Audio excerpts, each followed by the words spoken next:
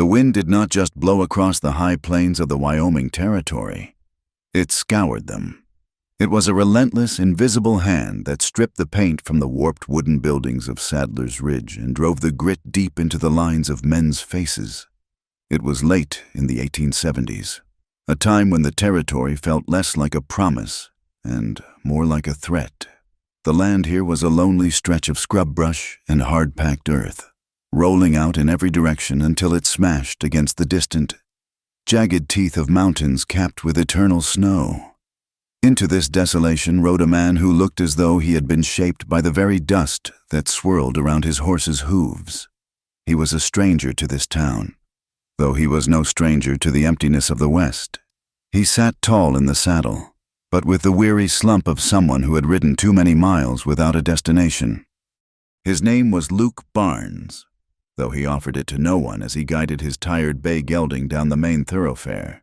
The town of Sadler's Ridge clung to the edge of nowhere with a desperate sort of grip. The buildings leaned inward, battered by seasons of ice and sun. As Luke passed the saloon, he noted the pockmarks in the doorframe, bullet scars, darkened by time and grease. The church steeple at the end of the street sagged to the left, as if God himself had grown tired of holding it upright against the gale. People watched him. That was the way of these places. A curtain twitched in a window. A man paused in his hammering on a wagon wheel to squint through the harsh sunlight. Suspicion was a currency here, more valuable than gold and spent freely on anyone whose face was not known. Luke kept his hat pulled low, his eyes shadowed, reading the street with the instinct of a man who had survived a war and a decade of drifting. He reined in his horse near the edge of town, where the buildings gave way to the silence of the cemetery. It was a bleak patch of ground, fenced off with rotting posts to keep the coyotes out, though the dead had little enough meat on them to tempt a scavenger. That was where he saw her. She was the only splash of darkness in a landscape bleached white by the sun. A woman, young but bent with a heaviness that had nothing to do with age, knelt before a simple wooden cross. She wore a black dress that had faded to the color of old charcoal, patched at the elbows and frayed at the hem. Luke watched from the back of his horse, unseen and silent. She was pulling weeds. The ground here was like iron, baked hard and cracked, but she dug at it with her bare hands. He could see the flash of her skin, pale against the dark earth. She did not weep. There was no shaking of shoulders, no handkerchief pressed to her face. She worked with a mechanical, punishing rhythm, tearing the scrub grass from the soil as if she could purify the ground through sheer force of will. When she sat back on her heels to wipe her forehead with the back of her wrist, Luke saw that her fingers were raw, the knuckles scraped and bleeding. He nudged his horse forward, the leather of his saddle creaking. The woman's head snapped up. She looked at him, and for a moment, the distance between them vanished. Her eyes were wide, startled, and guarded. They were the eyes of a creature that expected a blow. Luke touched the brim of his hat, a small, respectful gesture, but he said nothing. He simply rode on, leaving her to her ghosts and her bleeding hands. He left the bay at the livery stable, a drafty barn that smelled of wet hay and manure. The stable master was a man with a heavy gut and one clouded eye, who took Luke's coin with a grunt. Two other men sat on upturned crates near the tack wall, whittling wood and chewing tobacco. They stopped talking when Luke entered, watching him strip the saddle from his horse. But as he began to brush the animal down, their voices drifted back, low and scratchy. They were talking about the woman in the graveyard. "Saw the widow up there again," one man said, spitting a stream of brown juice into the straw. "Digging in the dirt like a badger. Let her dig," the other replied, his voice thick with a sneer. "Maybe she is looking for where she buried the truth." The stablemaster chuckled, a wet, rattling sound. "Eli Miller died mighty sudden, that is for sure. One day he is drinking my whiskey. The next he is face down in a ravine, and her with not a tear to shed." "She is trouble," the first man said. "I told Silas that. I said, 'Mr. Crowley, that land is cursed and the woman is shameful.' But Silas, he has got his eye on that creek that runs through her section. And maybe he has got his eye on the widow, too, though I do not know why. She is skinny as a rail and cold as a tombstone." Luke kept his back to them, his hand moving in long, rhythmic strokes across the horse's flank. He listened, absorbing the venom in their voices. Clara, that was the name he heard them mention. Clara Miller. The name sounded too soft for the woman he had seen attacking the hard earth. "Silas will get what he wants," the second man said. "He always does. The widow cannot hold out forever, not with the debts Eli left behind. She will break. They always do." Luke finished with the horse, tossed the brush into a bucket, and walked out into the blinding afternoon light. The wind hit him again, carrying the taste of dust and sage. He felt a familiar tightening in his chest, the old soldier's instinct that sensed a battlefield taking shape. He needed supplies. His saddlebags were light, and his stomach was empty.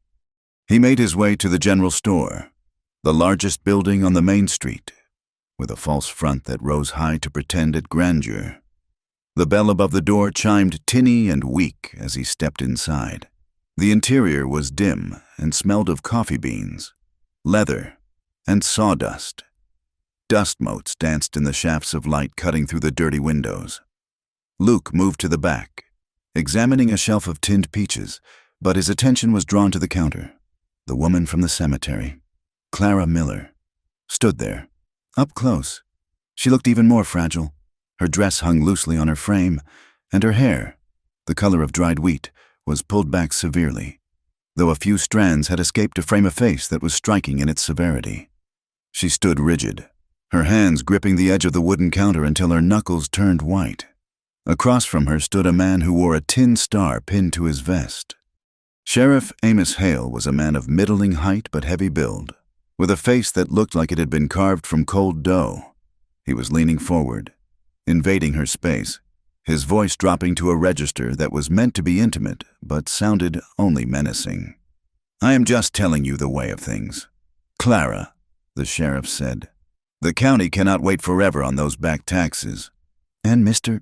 Crowley, he is a patient man, but even his patience has limits regarding those personal debts Eli accrued. I paid the interest last month. Sheriff," Clara said. Her voice was quiet, steady, but tight as a bowstring. "I will have the rest after the harvest." The sheriff laughed, a short, dry bark. "Harvest? From that patch of dust you call a farm? Clara, look at you. You're starving. You're working yourself into the ground for nothing?" He leaned closer, his eyes sliding over her. "You could solve everything, today, right now. Silas is willing to buy the deed. He would give you a fair price, enough to leave, or—" He paused, letting the silence hang heavy and greasy between them. "Or, if you wanted to stay, I'm sure a woman of your situation could find a way to make arrangements with the right man, a man who could offer protection." Luke felt his jaw tighten. He set the tin of peaches down on a barrel with a deliberate clunk. Clara stiffened. She did not step back. She raised her chin, looking the sheriff squarely in the eye. "I came for flour, Amos, and feed for the mule. Put it on my account." "Your account is closed until you pay down the balance," the sheriff said, his smile vanishing. Clara looked at him for a long moment. Then she reached into the pocket of her dress and withdrew 3 coins. She placed them on the counter with a soft click. "Flour," she said, "a small sack, and feed, and 1 candle." The sheriff swept the coins into his hand, his expression sour.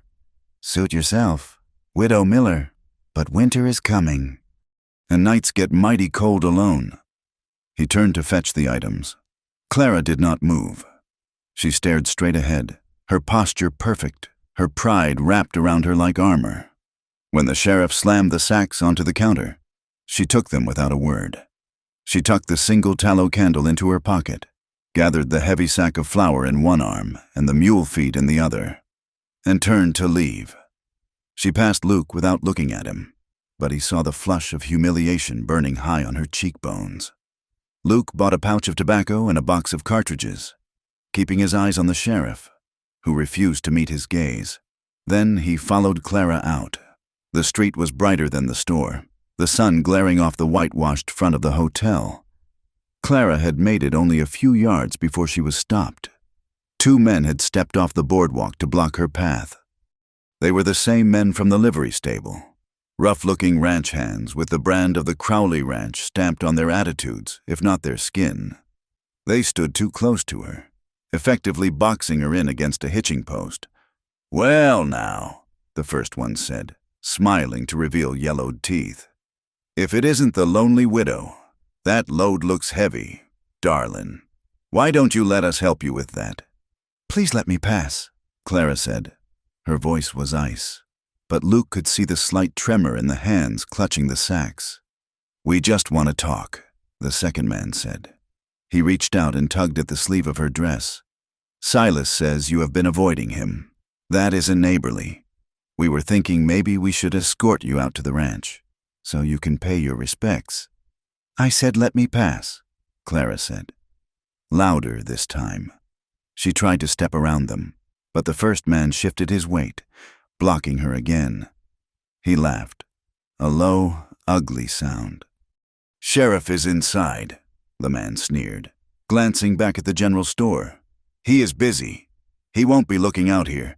Nobody is looking. Clara, just us." Luke stepped off the boardwalk. His boots made a heavy, crunching sound on the gravel. He walked with a slow, deliberate cadence, stopping 6 feet from the group. "Gentlemen," Luke said. The word was soft, spoken in a conversational tone, but it cut through the wind like a razor. The two ranch hands turned. They looked Luke up and down, taking in the worn duster, the dust-caked hat, and the way his right hand rested casually near his hip, just inches from the walnut grip of his revolver. "This is none of your business, drifter." The first man spat. "Walk away." "The lady asked you to let her pass," Luke said. His voice didn't rise. His face remained impassive, but there was a stillness in him that was more terrifying than shouting. It was the stillness of a man who had decided what he was going to do and was simply waiting for the excuse to do it. "I suggest you step aside."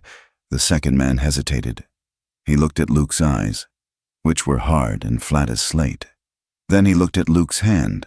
The cowboy hadn't drawn his weapon, hadn't even touched it, but the threat hung in the air, heavy and electric. "We were just talking," the second man muttered, taking a half-step back. "Talk is done," Luke said. The first man glared, his pride wrestling with his survival instinct.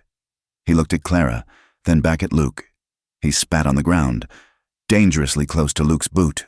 "You are making a mistake, stranger. You do not know who you are crossing." "Step aside," Luke repeated. The man cursed under his breath. "Come on," he said to his partner. "Let's go. This ain't over, widow. You tell Silas we tried to be nice." They shoved past Luke, their shoulders brushing his, but he did not move a muscle.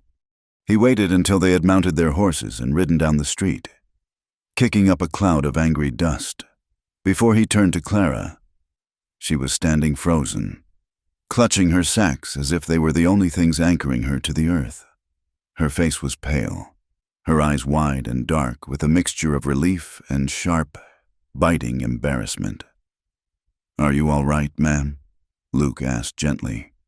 Clara took a breath, struggling to compose her features.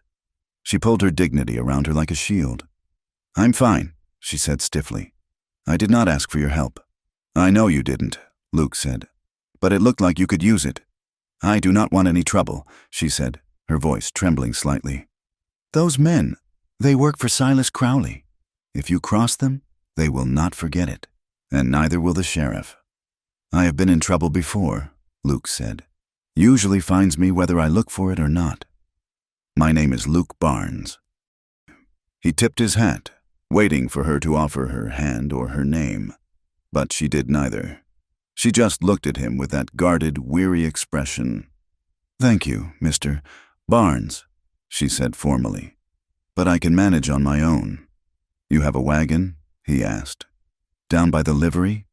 She said, "I can walk. I will walk with you," Luke offered, "just to make sure they don't circle back." "No," she said quickly, too quickly.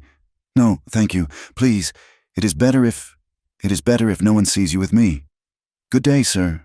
She turned and walked away, her head held high, the heavy sacks dragging at her thin arms. Luke watched her go, admiring the stubborn line of her back. She was terrified. He could see that, but she wasn't broken. Not yet. He spent the next hour tending to his own business, buying a meal at the saloon that tasted of grease and burnt onions. But he couldn't shake the image of her. When he walked back toward the livery to check on his horse, he saw her again. She was around the side of the building, where a rickety buckboard wagon was hitched to a mule that looked as tired as she was. She was trying to lift the sack of flour into the bed of the wagon. It was too heavy for her. She heaved it up, her teeth gritted, her boots slipping in the dirt. Luke stopped in the shadow of the building. He didn't want to shame her again. He watched as she managed to get the flour into the wagon with a grunt of exertion. Then she went for the feed sack. She bent her knees, grabbed the burlap, and lifted. Halfway up, she gasped. It was a sharp, involuntary sound of pain. The sack slipped from her fingers and hit the ground with a thud. Clara doubled over, her left arm wrapping instantly around her rib cage. She didn't cry out, but her face went gray. She squeezed her eyes shut, her breath coming in shallow, ragged gasps, holding her side as if she were trying to hold herself together. Luke didn't wait this time. He crossed the distance in long strides. "Ma'am," he said. Clara jumped, her eyes flying open.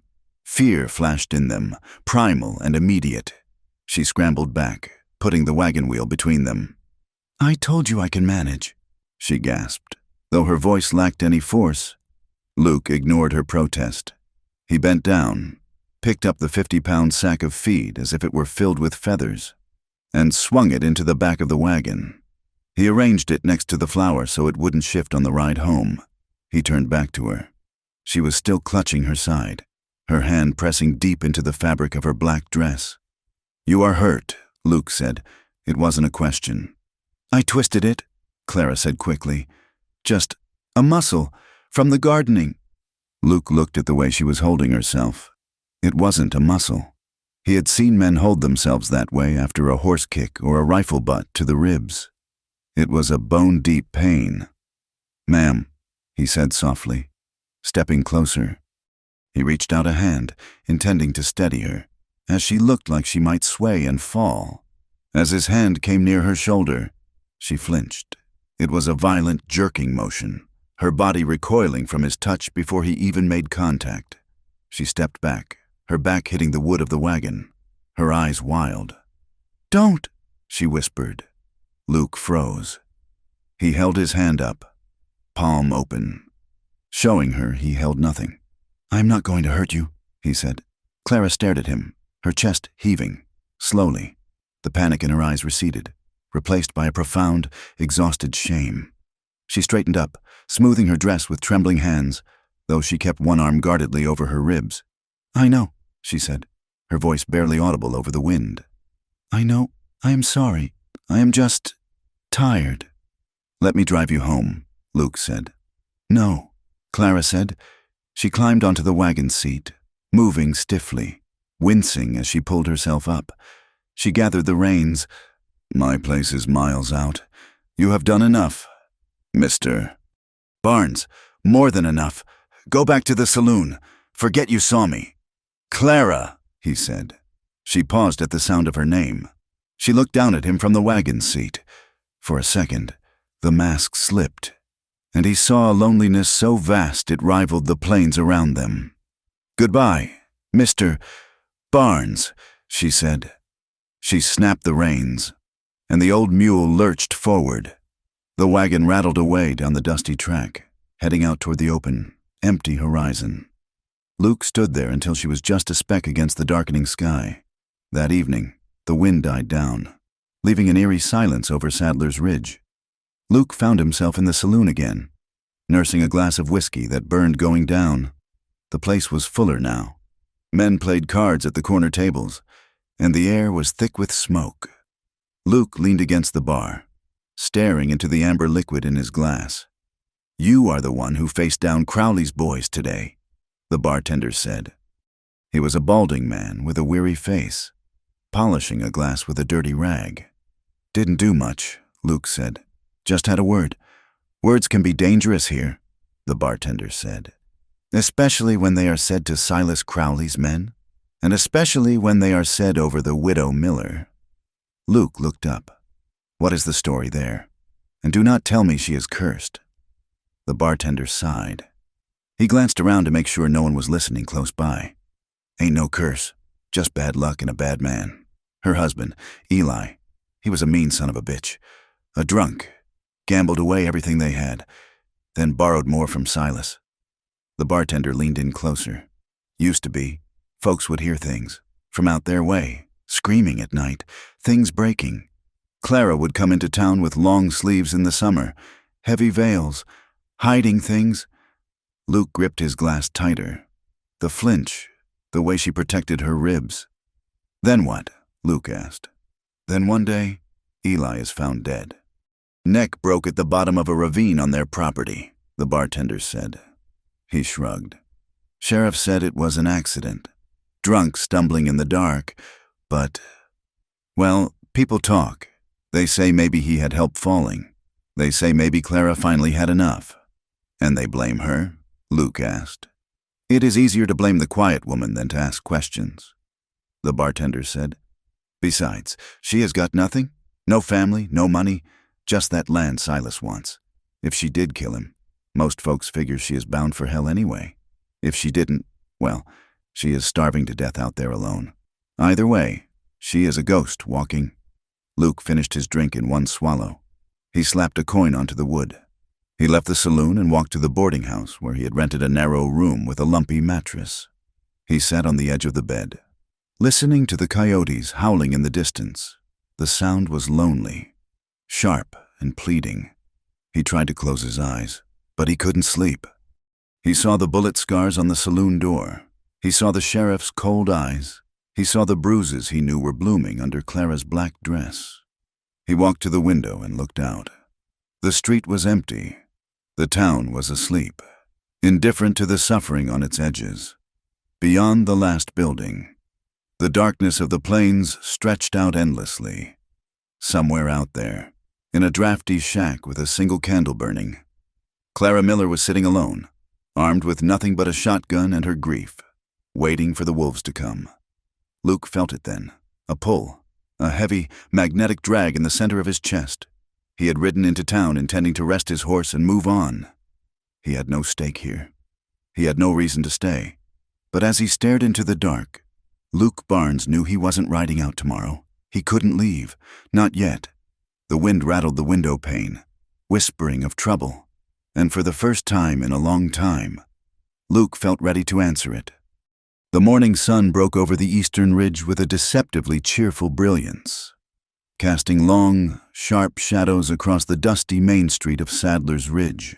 The air was crisp, carrying the biting promise of the winter that was stalking down from the mountains.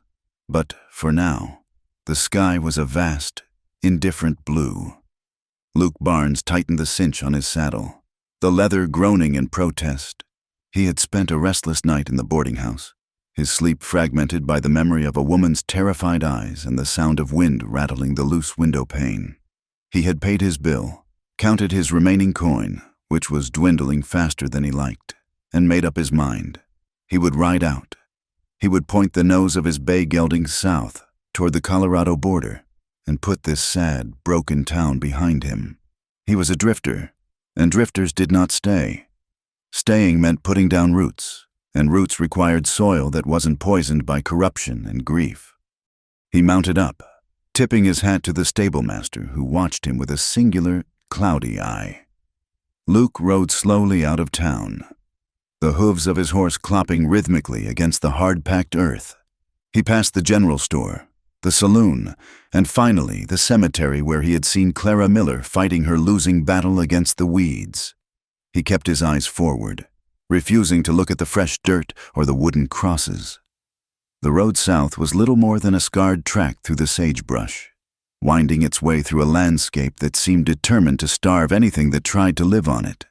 The grass was thin and brittle, snapping underfoot like dry bones. The wind was already picking up, kicking up small devils of dust that danced across the trail before vanishing into the scrub. Luke had ridden perhaps 3 miles when he saw it. Ahead, where the trail dipped low through a dry wash, a wagon sat at a crooked angle. It was the same rickety buckboard he had seen yesterday, the wood gray and splintered. The mule was thrashing in the traces, its ears pinned back, braying in frustration. Luke pulled his horse up. He knew he should keep riding. He knew that stopping was a mistake, but his hands moved on their own, guiding the bay off the main track and down the slope toward the wash. Clara Miller was there. She was on the ground, mud coating the hem of her black dress. She had jammed a large rock behind the rear wheel and was pushing against the back of the wagon with her shoulder, her boots slipping in the churned-up earth. She was straining with everything she had, her face twisted in a grimace of exertion, but the wagon did not budge. The wheel was buried deep in a rut of dried mud that had crumbled under the weight, trapping the axle. She looked small against the vastness of the plains, a solitary figure fighting a war against gravity and bad luck. Luke dismounted 10 yards away. He tied his horse to a scrub oak and walked toward her. The sound of his boots on the gravel made her jump. She spun around, a tire iron gripped in her hand like a weapon, her chest heaving. "Easy," Luke said, raising his hands. "It is just me." Recognition dawned in her eyes, followed instantly by a wall of defensive pride. She lowered the iron but did not drop it. "Mr. Barnes," she said, breathless. "I thought you were leaving town." "I was," Luke said. He looked at the wagon, then at the mule, and finally at her. "Looks like you're stuck fast." "I can get it out," Clara said quickly. Turning back to the wagon, she jammed her shoulder against the wood again, gritting her teeth. I just need a little leverage." "You need another horse," Luke said calmly. "And probably another pair of hands. That axle is dragging." "I do not need help," she gritted out, shoving against the wagon. It didn't move an inch. "I have managed this farm alone for 6 months. I can manage a rut." "There is managing," Luke said, stepping closer. "And then there is breaking yourself against a rock for no reason other than pride. Step away." "Clara."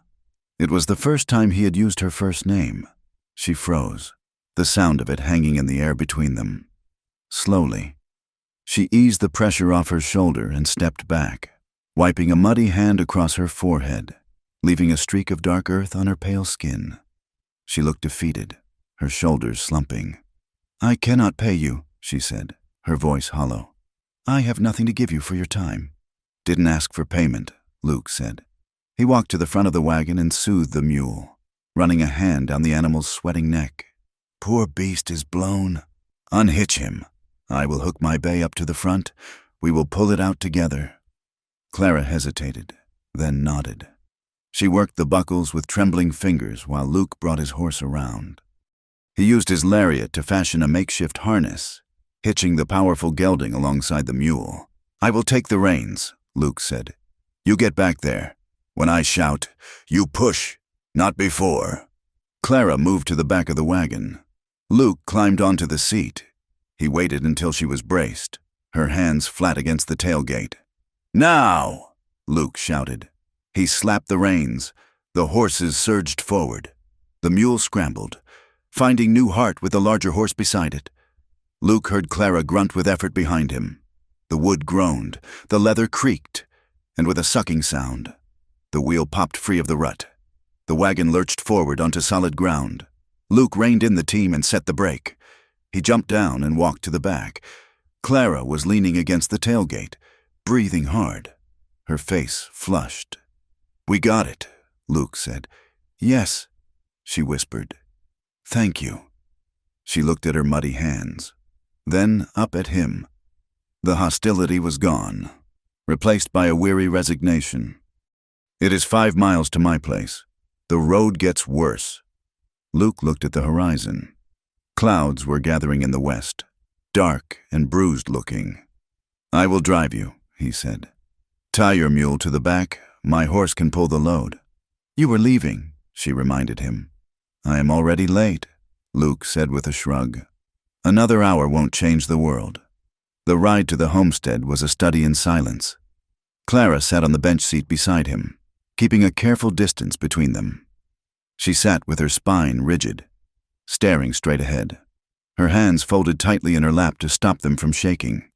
As they moved deeper into the countryside, Luke began to understand the depth of her struggle. The land here was unforgiving. The grass was sparse, fighting a losing battle against the encroaching dust. The fence lines they passed were in shambles, the posts leaning like tired men who had given up the ghost. When the homestead finally came into view, Luke felt a heavy weight settle in his gut. It was a picture of desolation. The house was a small, boxy structure made of weather-beaten boards that had turned silver gray with age. The roof sagged dangerously in the middle, patched with mismatched shingles and scraps of tin. The barn was in better shape, but only barely. The fields that surrounded the house were choked with tumbleweeds and thistle.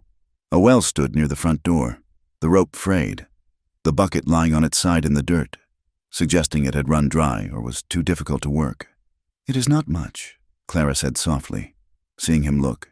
"But it is mine. It is good land." Luke lied gently. "Just needs some tending." He pulled the wagon up to the barn. The wind had picked up significantly during the ride, and as they stopped, a sudden gust swept across the yard, kicking up a cloud of stinging grit. Clara turned her head away, coughing violently into her hand. The movement caused her shawl to slip from her shoulders. Luke saw it then. Along the line of her jaw, just below her ear, was a thin, white line, a scar. It was old, but jagged, the kind left by a ring or a heavy buckle. And as she raised her hand to catch the shawl, her sleeve rode up. Around her wrist were the fading blooming marks of bruises, yellow and green, the fingerprints of a grip that had been tight enough to crush. She saw him looking. She yanked her sleeve down instantly, her eyes flashing with a sharp, terrified warning. She pulled the shawl tight around her, hiding the scar, hiding the bruises, hiding herself. "The wind," she murmured, her voice tight. "It gets into your lungs." Luke nodded slowly, looking away to give her a moment to compose herself. He felt a cold rage burning in his belly, a different kind of heat than the sun. He knew violence. He knew what men did to one another in war and in anger. But this, the marks on a woman who weighed barely 100 pounds, this was a coward's work. "Let's get these supplies inside," Luke said, his voice level. They worked in silence, unloading the flour and the feed. Clara moved stiffly, guarding her ribs with every motion. She winced when she reached high, her breath hitching in small, pained gasps that she tried to disguise as exertion. When the last sack was stored in the barn, they stood in the yard. The wind whipped Clara's skirt around her legs. She looked exhausted, her face pale and drawn. "You need help here, Clara," Luke said. He didn't look at her. He looked at the sagging roof of the house. "Winter is coming. That roof won't hold snow. The fences are down. You cannot work the stock and fix the place at the same time." "I told you," Clara said, her chin coming up in that stubborn, defiant gesture he was beginning to recognize. "I have no money for a hired hand." "I am not looking for money," Luke said. He turned to face her. "I have got a horse that needs rest. I've got empty pockets and nowhere to be until spring. You have got a barn with a spare cot, I reckon. And you have got food." Clara narrowed her eyes. "You want to work for room and board?" "I want to work for a roof over my head and a warm meal at night," Luke corrected. "I will fix the fences. I will patch the roof. I will haul the water. You cook, you tend the chickens. We get this place tight before the first snow flies." Clara watched him carefully. She was looking for the trap. In her world, men did not offer kindness without expecting something dark in return. "Why?" she asked. "Why would you do that?" Luke looked at the scar on her jaw, then met her eyes. "Because I am tired of riding, ma'am, and I hate to see a good barn go to waste." Clara bit her lip. She looked at the house, at the overwhelming amount of work that was slowly burying her. She looked at Luke's hands, large, scarred, capable hands that had been gentle with her horse. "The barn," she said firmly. You sleep in the barn. You do not come into the house after dark unless it is an emergency. And if you drink, you leave. I do not drink when I'm working, Luke said. And the barn suits me fine. She nodded once, a sharp, jerky motion. All right then, Mr. Barnes. You can stay, for a few weeks. Luke, he said. If we're going to be working together, you best call me Luke. She hesitated, testing the name on her tongue. Luke, she said softly. Over the next few days, the homestead of Eli Miller began to change. It was slow work, brutal work, but it was steady. Luke started with the roof. He spent 3 days scrambling over the shingles, replacing rotten boards and hammering tin sheets over the leaks. The sun beat down on him, sweating the whiskey and the travel out of his system. From his vantage point on the roof, he watched Clara. She was relentless. She was up before dawn, feeding the chickens, milking the muley cow, tending to the pitiful vegetable patch she was trying to coax from the dry earth. She struggled with a broken plow, her weight insufficient to drive the blade into the hard pan, until Luke came down and fixed the hitch, showing her how to use her leverage rather than her strength. Their conversations were sparse at first, passings in the yard, requests for tools, comments on the heat. But slowly, the silence between them lost its jagged edge.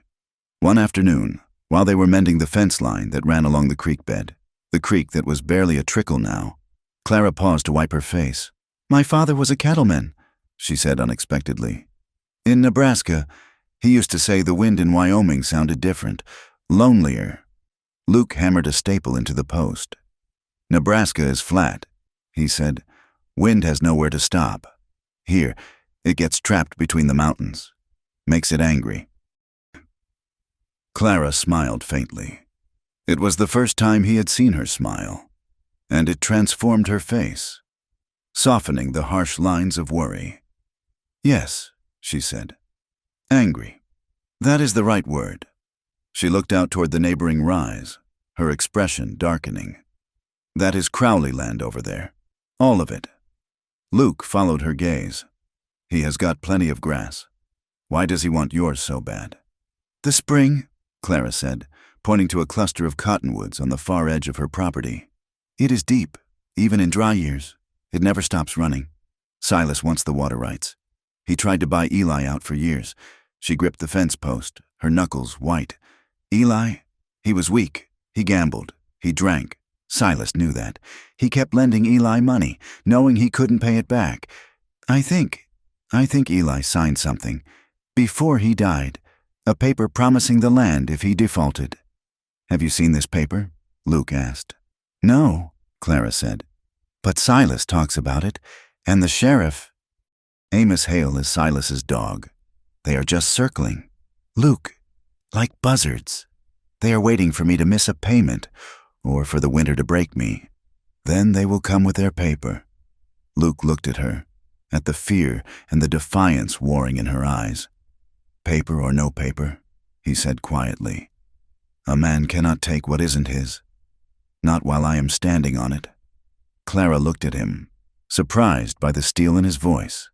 She didn't say thank you, but she moved a little closer to him as they worked down the line. The days turned into a week, then 2. The air grew colder. The sun lost its bite and was replaced by a gray, flat light that heralded the coming snow. One evening, they were in the barn. The sun had set, and the shadows were long and purple. They had been working since first light, trying to move 50-pound sacks of grain from the damp floor to the loft to keep them safe from rot. Luke was up in the loft, organizing the stack. Clara was below, hooking the sacks onto the pulley rope. Last one, Luke called down. Hook it up. Clara grabbed the sack. It was heavy, awkward. She wrapped her arms around it, gritting her teeth. She heaved it up, trying to get it onto the pallet. As she lifted, something gave way. It wasn't the sack. It was her. Luke heard a sharp, strangled cry. He looked over the edge of the loft just in time to see Clara crumple, her legs simply folded beneath her. The sack hit the dirt with a dull thud, and she went down with it, curling into a ball. Clara! Luke didn't use the ladder. He vaulted over the edge of the loft, dropping 10 feet to the straw-covered floor. rolling to absorb the impact, and springing to his feet. He was at her side in a second. She was on her knees, one hand clutching her side, her face pressed into the dirt floor.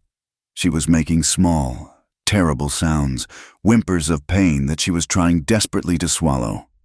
"Clara," Luke said, his voice urgent. He reached for her, as his hands touched her shoulders to lift her. She flinched so violently she almost fell over. "No!" she gasped. "Do not—" "I have got you," Luke said, ignoring her panic. He swept her up into his arms. She was terrifyingly light. He felt her body trembling against his chest, vibrating like a struck bell. He carried her out of the barn and across the yard to the house. She didn't fight him. She was too weak, her head lolling against his shoulder, her breath coming in shallow, ragged tears. He kicked the door open and carried her into the main room. It was dim inside, smelling of wood smoke and dried herbs. He laid her gently on the narrow bed in the corner. "Light," he muttered. He found the lantern on the table and struck a match, the flame flaring up to cast dancing yellow shadows on the rough-hewn walls. He turned back to her. Clara was curled on her side, clutching her ribs. Her face was gray, sweat beading on her upper lip. "Clara," Luke said, kneeling beside the bed. "I need to see. You might have broken a rib." "I am fine," she wheezed, keeping her arm clamped tight against her body. "Just twisted it." "Do not lie to me," Luke said. His voice was gentle but firm. "You have been guarding that side since I met you. If the bone is broken and it punctures a lung, you will drown in your own blood." "Let me see." She looked at him, her eyes wide and wet. She was torn. He could see it. The shame of her secrets was warring with the sheer relief of finally not having to pretend she was made of iron. "It is ugly," she whispered. "I have seen ugly." Luke said, "I have seen battlefields. Clara, nothing here is going to scare me." Slowly, with agonizing hesitation, she took her hand away. "The buttons," she whispered, her cheeks flushing a deep, painful red. Luke reached out. His large fingers, usually so clumsy with small things, were incredibly precise. He undid the top buttons of her high-collared dress, then the ones down the side of her bodice. He peeled the fabric back gently, exposing her shoulder and the white cotton of her chemise. The chemise was stained, old, yellow stains of liniment and fresh, dark spots of blood where the fabric had stuck to skin. He lowered the fabric further. Luke stopped breathing for a moment. Her side was a map of violence, from her armpit down to her hip. The skin was a mottled canvas of black, blue, and sickly yellow bruises. Some were old and fading, others were fresh and angry. But amidst the bruising, there were older marks, faint, silvery scars that spoke of years of quiet terror.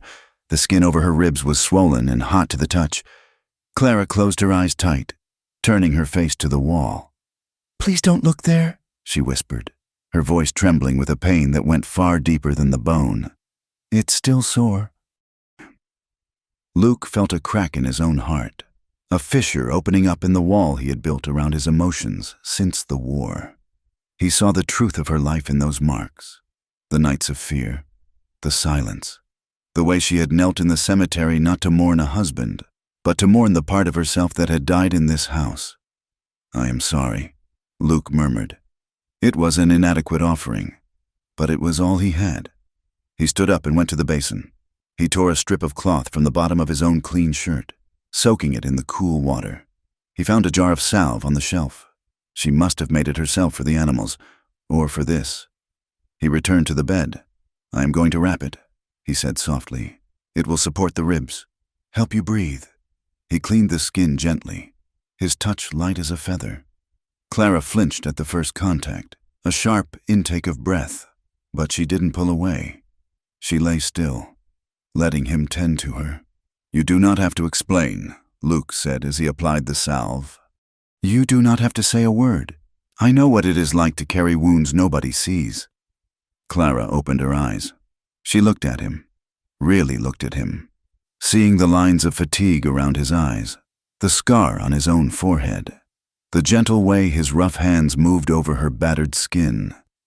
He lifted her slightly to pass the bandage around her back. For a moment, their faces were inches apart. The lantern light flickered, casting a golden glow over them. Clara leaned in. It wasn't a conscious decision. It was a gravitational pull.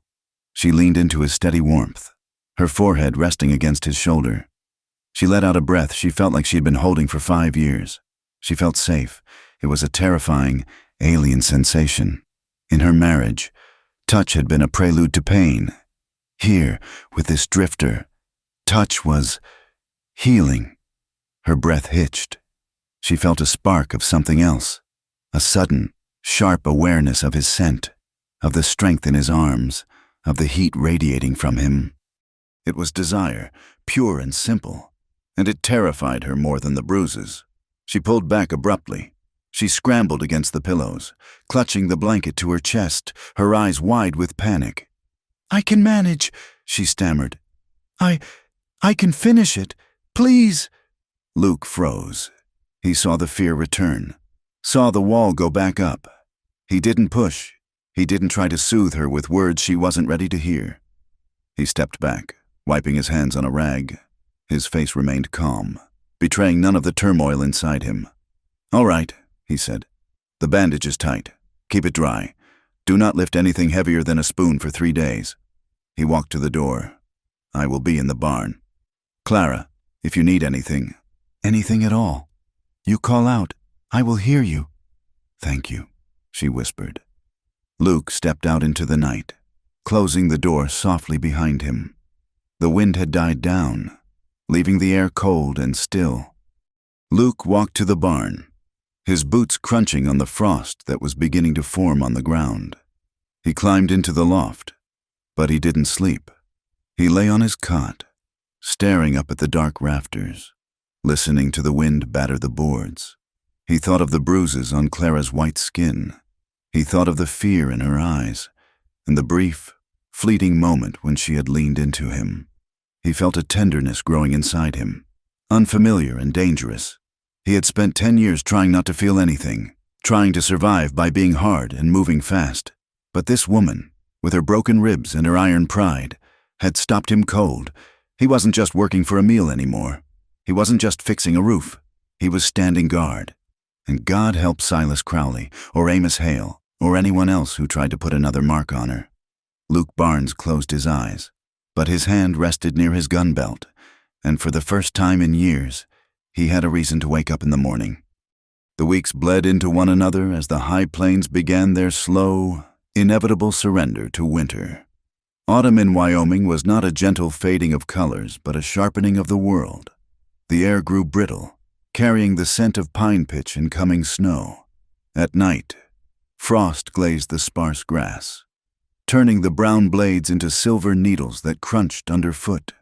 High above, V formations of geese cut across the pale sky, their lonely honking echoing off the hard earth. On the Miller homestead, a quiet rhythm had taken hold. It was a fragile thing, built on the necessity of survival and the tentative truce between two people who had forgotten how to trust. Luke Barnes worked from dawn until the sun dipped below the jagged peaks. He had repaired the roof, his hammer echoing across the empty fields like a heartbeat.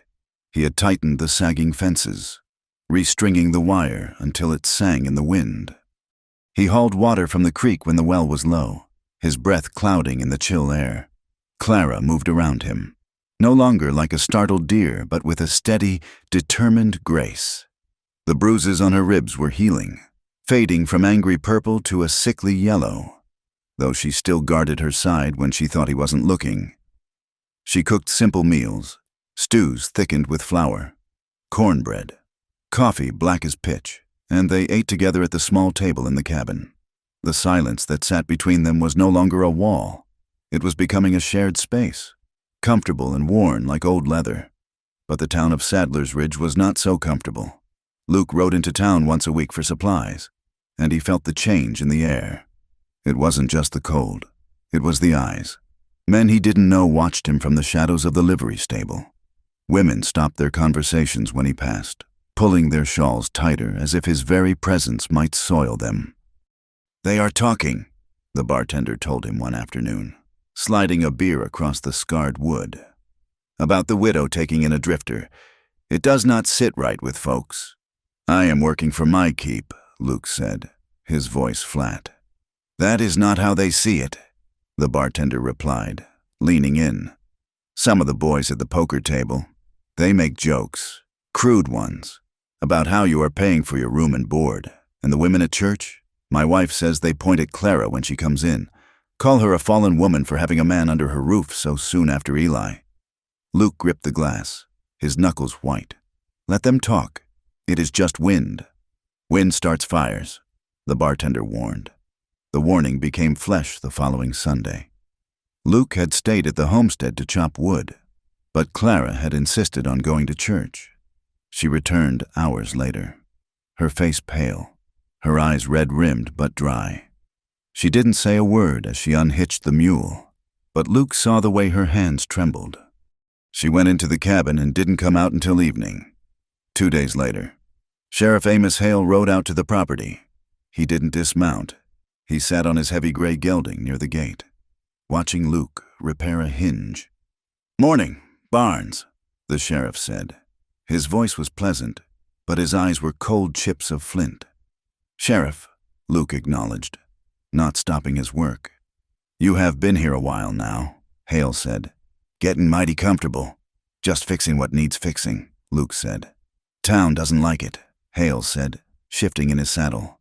"Strangers moving in, especially on land that has a history.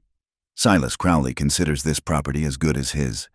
He is a patient man, but he does not like complications." Luke straightened up, wiping his hands on a rag. He looked up at the lawman. "Clara Miller owns this deed. Far as I know, that makes it her land, not Crowley's." Hale chuckled, a dry, rattling sound. "Papers are just paper, son. In this territory, power is what matters. And history, I looked into yours, by the way." Luke went still. "Army records are patchy," Hale continued, examining his fingernails. "But there are stories about a Luke Barnes, served in the infantry. Good soldier, until he wasn't. Drifter after that. A few bar fights. A dead man in Abilene. Self-defense." The judge said, "But still, a man with a violent streak." "I have never killed a man who wasn't trying to kill me first," Luke said quietly. "Doesn't matter," Hale said. "Point is, your past is like dry tinder. All it takes is a spark to twist it into something dark. People might start thinking you are taking advantage of a grieving widow, maybe even coercing her. If that story gets around, well, a sheriff might have to intervene." "Is that a threat?" Luke asked. "It is friendly advice," Hale said, turning his horse. "Move on, Barnes, before the snow gets too deep to ride." Luke watched him go, the rage simmering in his gut. He knew that feeling. He had felt it on battlefields when orders made no sense, and he had felt it in muddy streets when men died for nothing. That night, the ghosts came for him. He lay in the barn, staring at the dark beams. The wind howled outside, sounding like the screams of dying horses. He closed his eyes and saw the faces of friends he had buried in shallow graves. He saw the smoke of burning fields in Georgia, and he saw her, Sarah, the woman he had left behind in Ohio, promising to return, when he finally did. 3 years later, broken and hollowed out by the war, she was married to a grocer with soft hands and a clean conscience. She had looked at Luke with pity, and that pity had hurt worse than any bullet. He felt the familiar weight of guilt settle on his chest. He didn't deserve peace. He didn't deserve a home. He was a creature of violence, just as the sheriff said. What business did he have playing house with a woman like Clara? He was only going to bring the storm down on her head. The next morning, the mood in the cabin was heavy. Clara was kneading dough for bread, her movements sharp and aggressive. Luke sat by the fire, mending a bridle, but his mind was elsewhere.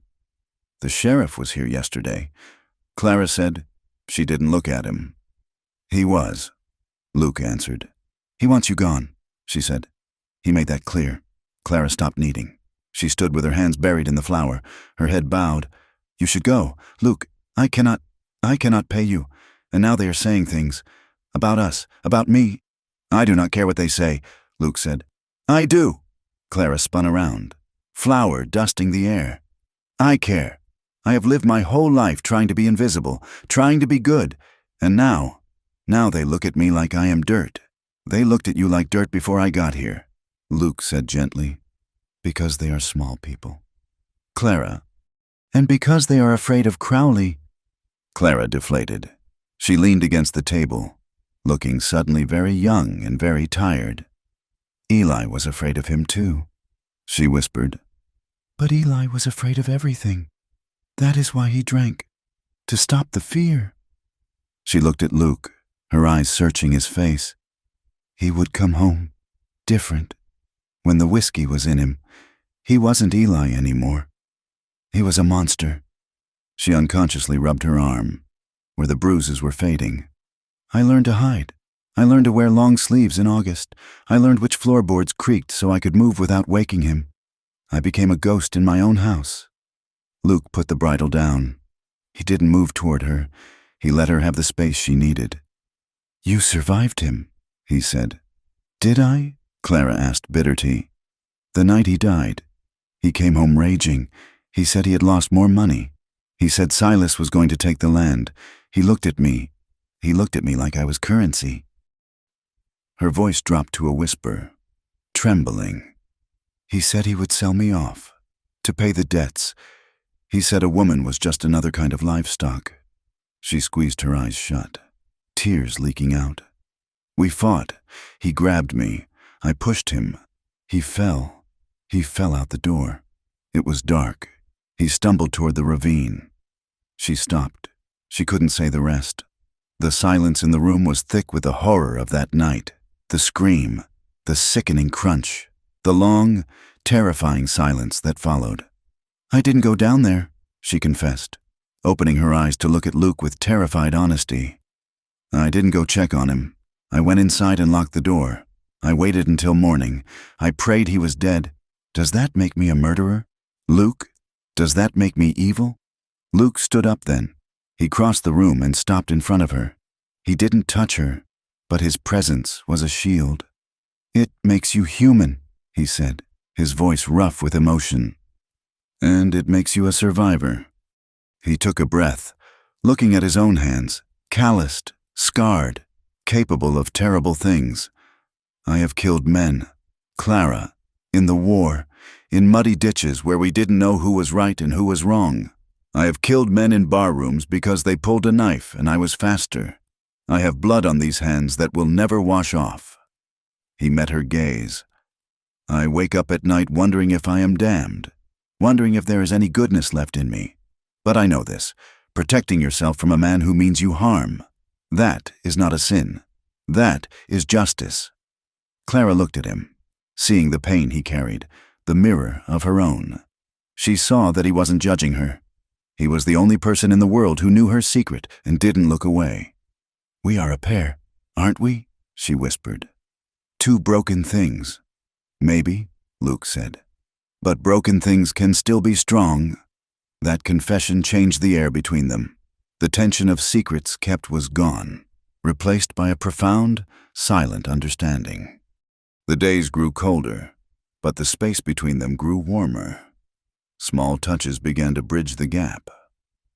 One morning, as they walked to the barn, Clara slipped on a patch of ice hidden beneath the snow. Luke's hand shot out, catching her by the elbow to steady her. He didn't let go immediately. For a heartbeat, his grip was firm and warm through her coat. She looked up at him, her breath hitching, and he felt a jolt go through him, a spark of awareness that had nothing to do with the cold. Another evening, she passed him a cup of coffee by the fire. Her fingers brushed his. It was accidental, fleeting, but they both froze. The contact was electric. Luke stared at her hand, so small and rough from work, and felt a desperate urge to take it in his, to press it to his lips. Clara pulled her hand back slowly, her cheeks flushing, but she didn't leave the room. She sat opposite him, and they drank their coffee in a silence that was suddenly charged with a new, terrifying possibility. But the world outside would not let them be. It was a Tuesday afternoon, the sky hanging low and gray like a wet wool blanket. Luke was in the barn mending a harness. Clara was in the vegetable patch, trying to salvage the last of the winter squash before the frost took them completely. The sound of hoofbeats thundered into the yard. Luke was moving before he even registered the sound. He grabbed his rifle from the wall and stepped out into the light. 3 riders had entered the gate. They were Silas Crowley's men. He recognized the leader, a thick-necked man named Cobb who had been at the confrontation in town. They weren't riding on the path. They were riding directly through Clara's garden. The horses' hooves churned the half-frozen earth, smashing the squash, trampling the carefully tended rows of winter carrots. It was deliberate. It was cruel. Clara was screaming at them, waving her arms. "Get out! Get off!" Cobb laughed, reining his horse around to trample a row of cabbage. "Just checking the property line. Widow. Boss says the survey might be off. Looks like this is Crowley land after all." Luke didn't shout. He didn't warn them. He walked steadily toward the gate, levering around into the chamber of his Winchester. The metallic clack-clack was loud enough to cut through the laughter. "That is enough," Luke said. Cobb pulled his horse up, the animal dancing nervously. He looked down at Luke with a sneer. "Well, look at this. The stray dog thinks he can bark." "Get off the garden," Luke said. "And get off this land." "Or what?" Cobb challenged. "You going to shoot us all, drifter? Sheriff would love that. Hang you before sundown." "I might not shoot you all," Luke said, his voice deadly calm. "But I will definitely shoot you, right out of that saddle." Cobb's eyes narrowed. He looked at the rifle, then at his 2 companions. He knew Luke wasn't bluffing. "Put the gun down. Tough guy," Cobb said, dropping his hand to his own hip. "Let's see how you do without the iron." Luke didn't hesitate. He knew that shooting them would bring the law down on Clara's head. He had to handle this another way. He leaned the rifle against the fence post, unbuckled his gun belt, and hung it next to it. "Step down," Luke said. Cobb grinned. He dismounted, and the other 2 followed. They were big men, fueled by whiskey and the arrogance of being on the winning side. The fight was ugly. It wasn't a duel of honor. It was a brawl in the dirt. Cobb rushed him first. Luke sidestepped, driving a fist into the man's gut, doubling him over. But the second man caught Luke with a heavy blow to the side of the head, sending him reeling. The third man kicked him in the back of the knee, and Luke went down. Clara screamed, running toward them, but Luke shouted, "Stay back!" He rolled, kicking out at the legs of the second man, bringing him down. He scrambled up, spitting blood. The world was spinning, but the old soldier's instinct took over. Pain was just information. He fought with a cold, calculated fury. He blocked a haymaker from Cobb and shattered the man's nose with a straight right. Blood sprayed across the snow. He took a heavy boot to the ribs. Clara's ribs. He thought irrationally, and that fueled him. He grabbed the second man by the collar and hurled him into the fence post. It lasted 5 minutes, but it felt like hours. In the end, Luke was the only one standing. He was swaying, his lips split, his left eye swelling shut, blood dripping from his knuckles. But Cobb and his men were on the ground, groaning, beaten. "Get up," Luke rasped. Cobb dragged himself up, clutching his broken nose, blood streaming through his fingers. He looked at Luke with fear now. This wasn't a drifter. This was a machine. "Get your horses," Luke said. "Tell Silas if he sends you back. I won't put the gun down next time."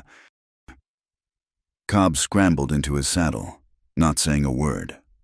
The 3 of them rode out, battered and humiliated, leaving a trail of blood on the snow. Luke watched them go until they disappeared over the ridge. Then the adrenaline dumped out of him. His knees buckled. "Luke!" Clara was there. She caught him, her small body straining under his weight. She guided him to the chopping block, making him sit. "You idiot," she sobbed, but her hands were gentle as she touched his face. "You stubborn, foolish man." They were in the squash. Luke mumbled, trying to smile, but his lips split further. "Come inside," she commanded. In the cabin, the light was fading. Clara sat him on the edge of the bed. She fetched a basin of water and a cloth. Her hands were trembling as she wiped the blood from his brow, from his cheek, from the cut on his lip. The air in the room grew thick, heavier than it had ever been. The smell of copper blood and wood smoke mixed with the scent of her skin, soap and sage. Luke watched her. He saw the tears standing in her eyes.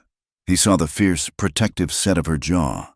He realized, with a jolt that nearly knocked him off the bed, that he had never seen anything so beautiful. "You didn't have to do that," Clara whispered, dabbing at his eye. "They would have killed you." "They were hurting you," Luke said, "trampling your work. I couldn't watch that." "It is just vegetables." "Luke," she said, her voice cracking, "it is not worth your life." "You are," he said. The words hung in the air. Clara went still. She looked at him, the cloth hovering near his face. "What?" she breathed. "You are worth it," Luke said. His voice was steady, despite the pain throbbing in his skull. "You are worth fighting for." "Clara." She stared at him, her heart hammering against her ribs like a trapped bird. No one had ever said that to her. No one had ever fought for her. Men had fought over her, for possession, but never for her. She dropped the cloth. It fell into the basin with a soft splash. She didn't move away. She leaned in closer, checking the cut on his lip. Her eyes searched his, looking for regret, looking for deceit. She found only a raw, naked honesty that frightened her to her core. "Luke," she whispered. He reached up, his battered hand cupping her cheek. His thumb brushed away a tear that had escaped. They moved together slowly, inevitably. It wasn't a grab. It was a surrender. Their lips brushed. It was hesitant at first, a question asked in the dark, a stolen kiss, soft and unsure. Luke tasted of blood and tobacco. Clara tasted of salt and fear. Then the dam broke. Clara made a small sound in her throat, and the kiss deepened. Years of loneliness, of holding herself apart, of being untouched and unloved, poured out of her. She pressed against him, her fingers tangling in his hair, desperate for the contact. Luke wrapped his arms around her, pulling her close, burying his face in the crook of her neck, inhaling her scent. It was a hunger that had been starving them both. For a moment, there was no Silas, no debts, no past, just the heat of their bodies and the desperate, clumsy slide of mouths seeking comfort. Then, reality crashed back in. Clara pulled back abruptly, gasping for air. She scrambled off the bed, backing away until she hit the table. Her hand flew to her mouth. "I can't," she whispered. "I can't." The guilt washed over her, a cold, suffocating wave. Eli was dead. He was in the ground, and she was kissing another man. The town was right. She was a fallen woman. She was shameful. "Clara," Luke said, reaching out. "No!" She shook her head violently. "It is wrong. It is. He is dead. Luke. And people say, they say I am—" "I do not care what people say," Luke said, standing up, though he swayed slightly. "And Eli is gone. You are alive. Clara, you are alive." "I am broken," she cried, the tears flowing freely now. "Look at me. I am scarred. I am terrified. I have nothing to give you but trouble and debt." "You are not broken," Luke said quietly. He took a step toward her. "You are hurt. There is a difference." He stopped a few feet away, respecting the invisible line she had drawn. "You deserve tenderness. Clara, you deserve to be touched without flinching. You deserve to be looked at like you are the sun coming up," Clara sobbed, covering her face with her hands. "But I won't push you," Luke promised. "I will never push you. If you want me to go to the barn, I will go. If you want me to leave, I will leave." Clara lowered her hands. She looked at him, bloodied, bruised, standing tall in her small, dim kitchen, offering her a choice. Eli had never given her a choice. "Do not leave," she whispered. "Please, just give me time." "Take all the time there is," Luke said. He picked up his hat from the table. I will check the horses. He walked out into the cold evening, leaving her standing in the center of the room, her lips still burning from his touch. That night, the wind picked up again, whistling through the cracks in the cabin logs. Clara lay in her bed, staring at the ceiling. Her body felt strange to her, alive, humming, sensitive. Her skin remembered the gentleness of his hand on her cheek. Her mouth remembered the taste of him. She felt shame, yes, the heavy dark cloak of widowhood and the town's judgment. But beneath it, there was something else, a flicker, a terrified, fragile hope. She thought of Luke fighting for her. She thought of him saying, "You are worth it." She rolled over, clutching the quilt to her chest. The desire frightened her. It was a wild thing, untamable, but for the first time in her life, the fear wasn't of pain. It was the fear of finally having something precious enough to lose. Outside, in the barn, Luke sat in the dark, nursing his swollen hand, listening to the horses breathe, and knowing that he was no longer just a drifter passing through. He was a man who had found his stake, and he would hold it against the devil himself. As the frost settled deep into the valley, turning the world white and silent, two hearts lay awake, beating in a syncopated rhythm of fear and longing, waiting for the winter to truly begin.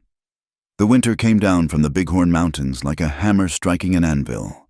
It arrived earlier than the almanacs predicted, stealing the last golden days of autumn and replacing them with a sky the color of bruised iron. The wind did not stop. It shrieked across the high plains, driving snow into every crack and crevice of the homestead. It stripped the warmth from the air and left behind a cold that settled deep in the bones. Clara Miller's cabin groaned under the assault. The chimney rattled constantly, a loose stone clattering in the flue like a trapped bird. Outside, the fences that Luke had so carefully mended sagged under the weight of ice that coated the wire in thick, glittering sleeves. The world had shrunk to the four walls of the house and the treacherous path to the barn. Survival was no longer a daily task. It was an hourly battle. Luke spent his days chopping wood, his axe ringing out against the howling wind, building a stockpile against the nights that dipped well below freezing. Clara kept the stove fed, rationing the flour and the dried meat, counting every potato in the root cellar with the anxiety of a general running low on ammunition. Then came the man from the bank. He arrived on a Tuesday, riding a shivering mare that looked as miserable as he did. He was a small man named Mr. Abernathy, a clerk with ink-stained fingers and a nervous twitch in his left eye. He did not dismount. He simply handed Luke a sealed envelope, tipped his hat to Clara, who stood in the doorway, and turned his horse back toward town as if the very soil of the homestead burned his hooves. Inside the cabin, with the wind battering the door, Clara opened the letter. Her hands shook. "What is it?" Luke asked. He was standing by the fire, thawing his frozen gloves. Clara read the paper twice, her face draining of color until she looked as white as the snowdrifts outside. "It is a notice of foreclosure," she said, her voice barely a whisper. "The bank says Eli had 3 outstanding loans, high-interest loans. They say I owe $500. Luke swore softly. $500 was a fortune. It was more money than a working man saw in 5 years. "They want it in 30 days, Clara continued, reading the fine print. "Or they seize the land and the livestock to cover the debt." "Eli never told you?" Luke asked. "Eli never told me anything," she said bitterly, dropping the letter onto the table. "But the bank never said a word until now either. Why now? Why wait 6 months and then demand it all at once?" "Because someone bought the debt," Luke said grimly. "Someone who wants to squeeze you out."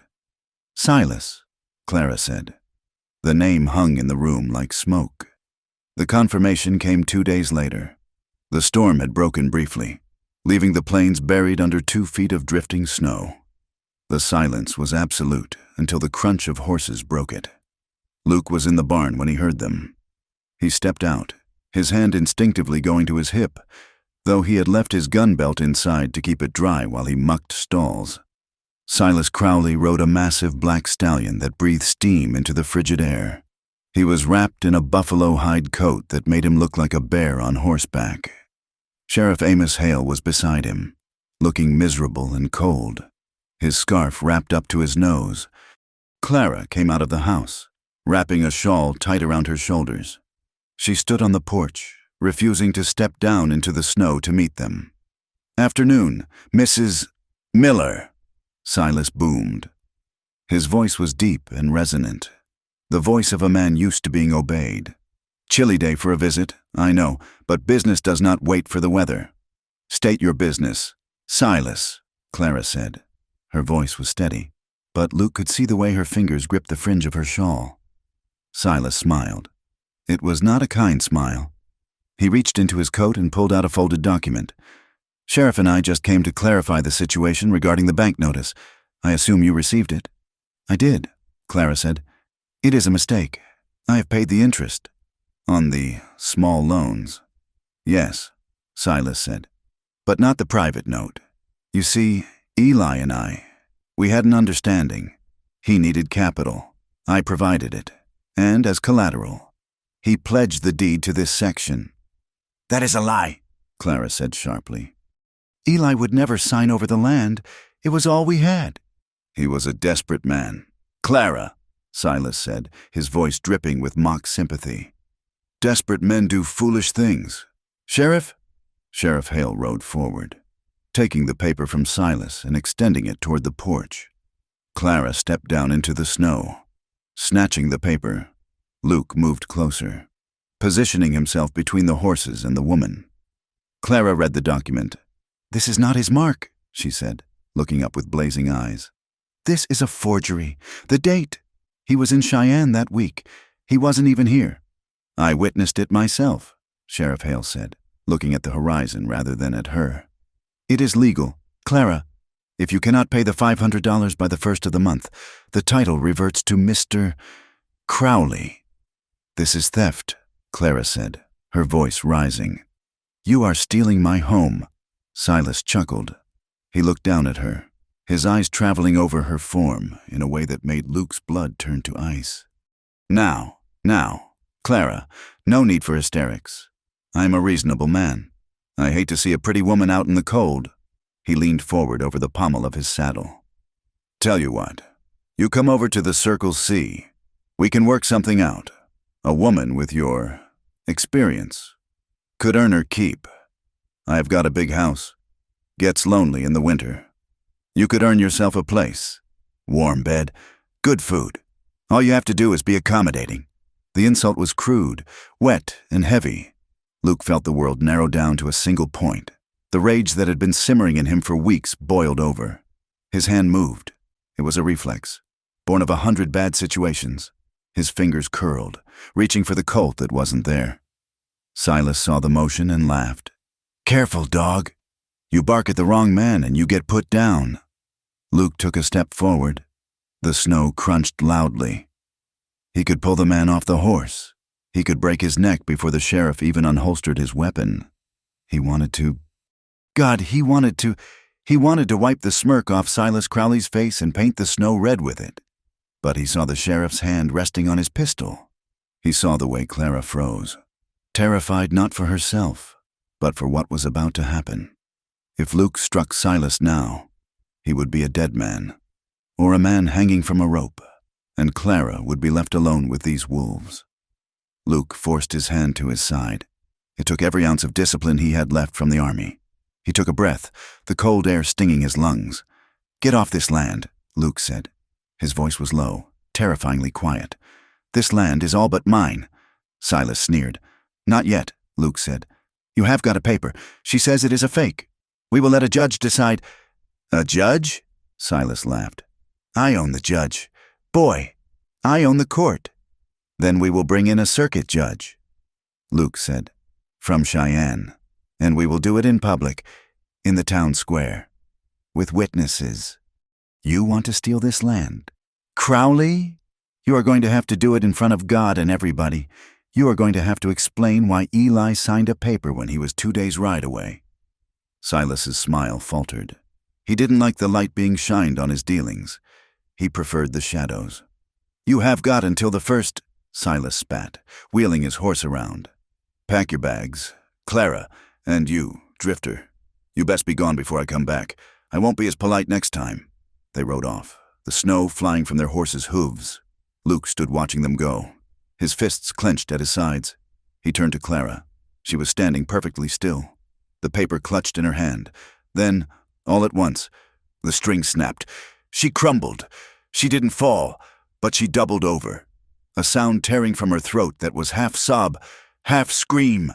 She turned and ran into the cabin, the door banging shut behind her. Luke followed her. Inside, the cabin was dim. Clara was standing by the table, shaking. She threw the paper down. "It is over," she sobbed. "It is all over." "It is not over," Luke said, closing the door against the wind. "We will fight them." "Fight them with what?" Clara screamed, spinning to face him. Her face was wet with tears, her eyes wild. "With money we do not have. With a law that belongs to them. Luke, do you not see? The West. It takes everything. It takes everything." She paced the small room, hysterical. "First it took my safety. Then it took my dignity. Then it took my husband. Mean as he was. He was a shield. Now it wants my home. It wants to strip me naked and leave me in the snow." She looked at him, her chest heaving. "And it will take you too, or it will take this, whatever this is, this fragile thing we have. It ruins everything. Luke, I am cursed. They are right. I am cursed." She collapsed onto the chair, burying her face in her arms, sobbing with the deep, wrenching grief of a woman who has carried the world on her back for too long and finally had her knees break. Luke's heart shattered. He crossed the room. He didn't ask permission this time. He couldn't. He pulled her up from the chair and wrapped his arms around her. "No," she sobbed into his chest, trying to push him away weaky. "No, do not. I will just ruin you too." "Hush," Luke murmured, holding her tighter. "Hush now." He held her while she shook. He held her while she cried until her throat was raw. He was a solid wall against the storm of her grief. He stroked her hair, his hand large and rough but infinitely gentle. Slowly, the sobbing subsided into ragged breaths. Clara didn't pull away. She stood there, pressed against him, her face buried in the rough wool of his shirt. The cabin was cold, but the heat between them was rising. It started as a comfort, the warmth of another human being in a frozen world. But it changed. Luke felt the shift first. He felt the softness of her curves against him. He felt the way her hands, which had been pushing against his chest, were now clutching the fabric of his shirt, pulling him closer. He pulled back slightly to look at her. Her face was flushed, her eyelashes wet. Her eyes were dark, dilated, searching his. The air in the room grew thin. The sound of the wind outside faded into a dull roar. "Clara," he whispered. She didn't answer. She rose on her tiptoes and pressed her mouth to his. This wasn't the hesitant, stolen kiss of the other day. This was desperate. It was the kiss of two people standing on the edge of a cliff, deciding to jump. It tasted of salt tears and fierce need. Luke groaned low in his throat. He wrapped his arms around her waist, lifting her slightly, pressing her body against his. Clara gasped, her mouth opening to him, inviting him in. She needed this. She needed to feel alive. She needed to know that something in this world belonged to her, something that Silas Crowley couldn't take away. They stumbled backward until Clara's legs hit the edge of the bed. They sank down onto the quilt together, a tangle of limbs and heavy breathing. Luke kissed her jaw, her neck, the hollow of her throat. His hands moved over her back, learning the shape of her. Suddenly, Clara stiffened. A small sound of panic escaped her lips. Luke stopped instantly. He froze, his face buried in her neck, his breathing harsh. He lifted his head. "Clara?" She was looking up at him, her eyes wide with a sudden, paralyzing fear. Her hand was pressed against his chest, holding him back. "I am scared," she whispered. Her voice was trembling. "Luke, I am scared." I know, he said, smoothing the hair back from her forehead. We can stop. We stop right now. No, she said quickly, clutching his hand. No, I do not want to stop. I want you, but... She looked away, shame burning in her cheeks. My body, it remembers pain more than it remembers pleasure. Eli, he was never kind. He was never slow. There are parts of me, inside and out, that are still sore. She looked back at him, terrified that he would be angry, that he would reject her damaged goods. I do not know if I can do this without flinching. Luke looked down at her. He saw the scars he knew were on her skin, and the deeper ones he couldn't see. He felt a surge of love so powerful it almost knocked the wind out of him. Clara, he said softly. He took her hand and kissed the palm, then the wrist where the bruises were fading. I am not Eli, he said, and I am not here to take anything from you. I am here to give you whatever you need. He leaned down, his forehead resting against hers. I will never touch any place you do not want me to touch. You set the pace. We go as slow as the moon rising. If you say stop, we stop. If you flinch, I will hold you until the fear passes. Do you understand? Clara nodded, tears leaking from the corners of her eyes again. But these were different tears. Okay, she whispered. Okay. He kissed her again, and this time, it was a benediction. They moved slowly. The storm hammered against the windows, trying to break in. But inside the small cabin, the world was soft and golden. Luke was true to his word. He treated her body not as a conquest, but as a revelation. He undressed her with trembling hands, pausing every time he revealed a new inch of skin, waiting for her nod, waiting for her to breathe. When he saw the scars, the old ones on her ribs, the faint lines on her shoulders, he didn't look away. He kissed them. He pressed his lips to the evidence of her pain as if he could draw the poison out. Clara lay there, tense at first, waiting for the hurt. But the hurt never came. Instead, she felt the rough rasp of his palms, the heat of his skin, the heavy, grounding weight of him. She felt reverence. Slowly, the ice around her heart began to melt. She reached for him.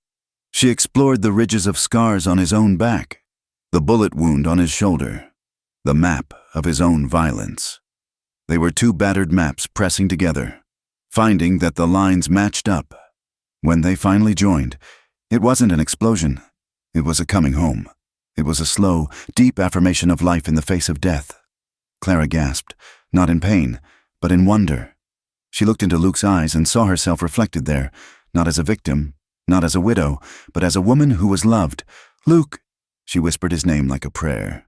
I have got you, he answered. I have got you. The night deepened.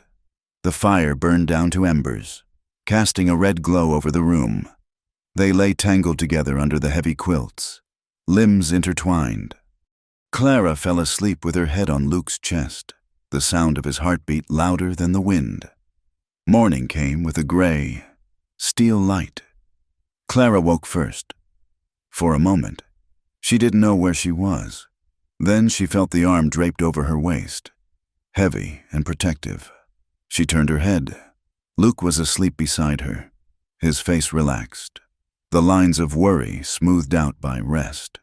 She lay there, watching the dust motes dance in the pale light. The world outside was still brutal. The snow was piled high against the door. Silas Crowley was still coming. The debt was still $500. But inside this small space, something had changed. The air felt different. It felt charged with a new, fragile sanctuary. She wasn't alone. The realization washed over her, terrifying and wonderful. Luke stirred. His eyes opened, blue and clear. He looked at her, and a slow smile spread across his face. Morning, he rasped, his voice rough with sleep. Morning, Clara whispered. She didn't pull the covers up to hide herself. She lay there, vulnerable and open. You okay? He asked, his hand moving gently to her waist. Yes, she said, and she meant it. I am okay. They rose and moved through the morning with a new quietness. There was no awkwardness, only a sense of shared gravity. When they passed each other in the kitchen, their hands brushed. When they sat to eat their porridge, their knees touched under the table. They shared small, private glances, a language of eyebrows and half-smiles that belonged only to them. "Coffee is weak," Luke joked softly. "Cook is tired," Clara retorted, a small smile playing on her lips. It was a small joke, but in that house, it was a miracle. It was the sound of life returning.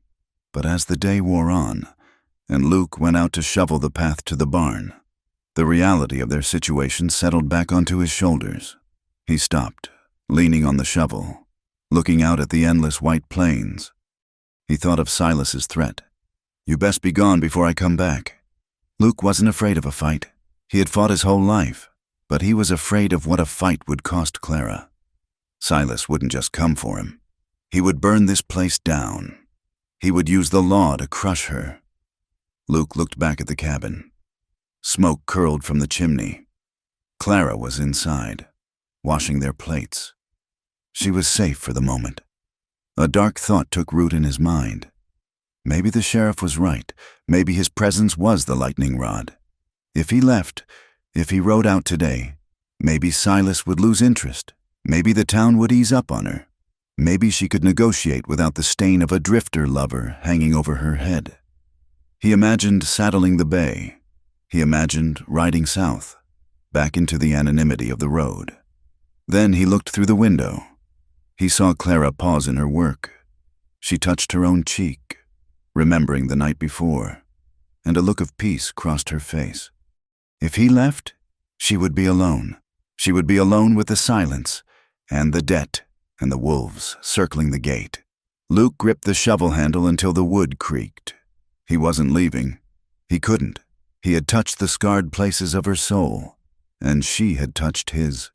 He was bound to this land now, not by a deed, but by the woman who stood in the center of it. He drove the shovel into the snow with a grunt of effort. Let Silas come. Let the winter howl. He wasn't going anywhere. The noose around the Miller homestead did not tighten all at once. It constricted slowly, suffocating the air between the cabin and the town until every breath felt heavy with threat. Following the visit from Silas Crowley and Sheriff Hale, the strategy of the enemy shifted. They stopped relying solely on the cold mechanics of forged paper and foreclosure notices and turned to a weapon far more insidious: the tongue. Sheriff Hale was a man who knew how to plant a seed in fertile soil. He spent his evenings in the warmth of the saloon, leaning against the polished mahogany bar, speaking in low, confidential tones to the ranch hands and shopkeepers. He wondered aloud about the convenient timing of Eli Miller's death. He mentioned how strange it was that a drifter with a violent history just happened to ride into town and take up residence in the widow's bed before the dirt on the grave was even settled. He suggested that perhaps Luke Barnes had been lurking in the territory earlier than anyone knew. The rumors spread like rot in a damp cellar. Men who had once simply ignored Clara now looked at her with open hostility, spitting into the dust when her wagon passed. Women who had previously offered pity now pulled their children close, whispering about loose morals and the danger of inviting wolves into the sheepfold. Sunday arrived with a sky the color of slate. Clara insisted on going to church. It was an act of defiance, a refusal to be driven from the only community she had ever known. Even if that community had turned its back on her, Luke hitched the wagon in silence, his jaw set hard, his eyes scanning the horizon for trouble. The church was a drafty white building that smelled of damp wool and old hymnals. When Clara and Luke entered, the conversation in the vestibule died instantly. The silence was absolute, heavy and suffocating. They walked down the center aisle, the sound of their boots echoing on the floorboards. Clara held her head high, her gaze fixed on the simple wooden cross at the front. But Luke could see the tension radiating from her, the way her hands gripped her Bible until the knuckles were white. They sat in the back pew. No one sat near them. The bench in front of them remained conspicuously empty. Reverend Thomas was a thin man with a voice that could peel paint. He climbed into the pulpit, adjusted his spectacles, and looked out over his flock. His eyes lingered for a long, uncomfortable moment on the back pew before he began. "My text today," the Reverend thundered, "is from the book of Proverbs. The mouth of a strange woman is a deep pit. He that is abhorred of the Lord shall fall therein." Luke felt Clara stiffen beside him. The sermon was a masterpiece of indirect accusation.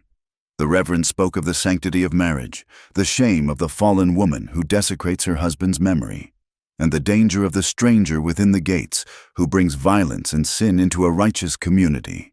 He never spoke the names Clara Miller or Luke Barnes. He didn't have to.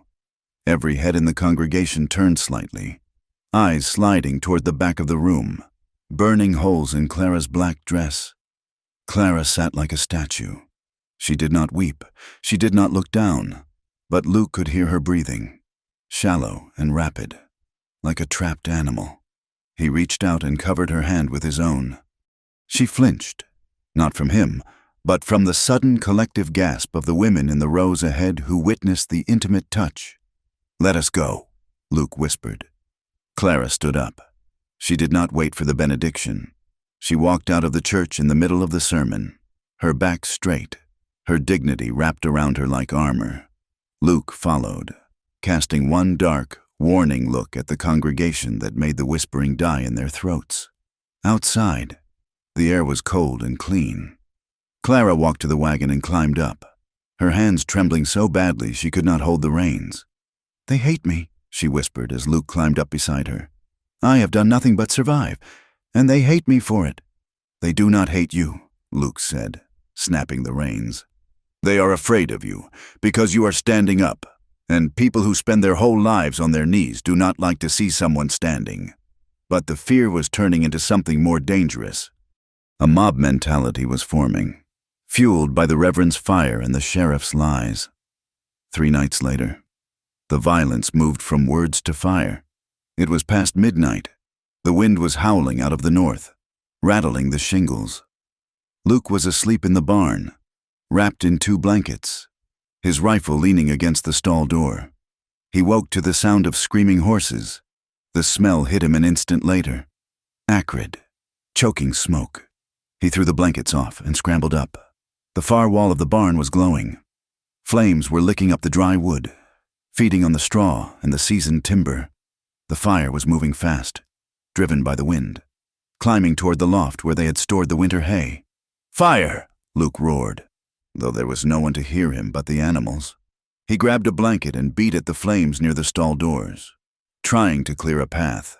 He threw the latch on the bay's stall and slapped the horse on the rump, sending it bolting out into the snowy night. He did the same for the mule and the cow. The barn doors burst open. Clara was there, her hair wild, wearing only her nightdress and a heavy coat, carrying 2 buckets of water from the rain barrel. "The house!" she screamed over the roar of the fire. "The wind is blowing it toward the house." Luke looked up. Sparks were showering down onto the cabin roof. If the roof caught, they would lose everything. They would freeze to death on the open plain. "Forget the barn!" Luke shouted, grabbing a bucket from her. "Save the house!" For the next 2 hours, they fought a desperate battle against the element. They hauled water from the creek, breaking the ice with a shovel, their hands numb and bleeding. They soaked blankets and beat out the embers that landed on the cabin roof. The heat from the burning barn was intense, turning the snow in the yard to slush, while the wind froze the sweat on their backs. The barn was lost. They watched it go, the structure groaning and collapsing in a shower of sparks that turned the black sky a terrified orange. The winter feed, the hay, the grain, the sacks of flour they had stored there for safety, was gone. The tools Luke had used to fix the fences were gone when the roof finally collapsed, sending a plume of smoke high into the air. Silence returned to the homestead. Clara sank down into the slush, exhausted. Her face was smeared with soot and ash. She stared at the smoldering ruins of the barn. "The feed," she whispered. "The winter feed is gone. The animals will starve." Luke stood over her, his chest heaving. He looked at the snow around the back of the barn.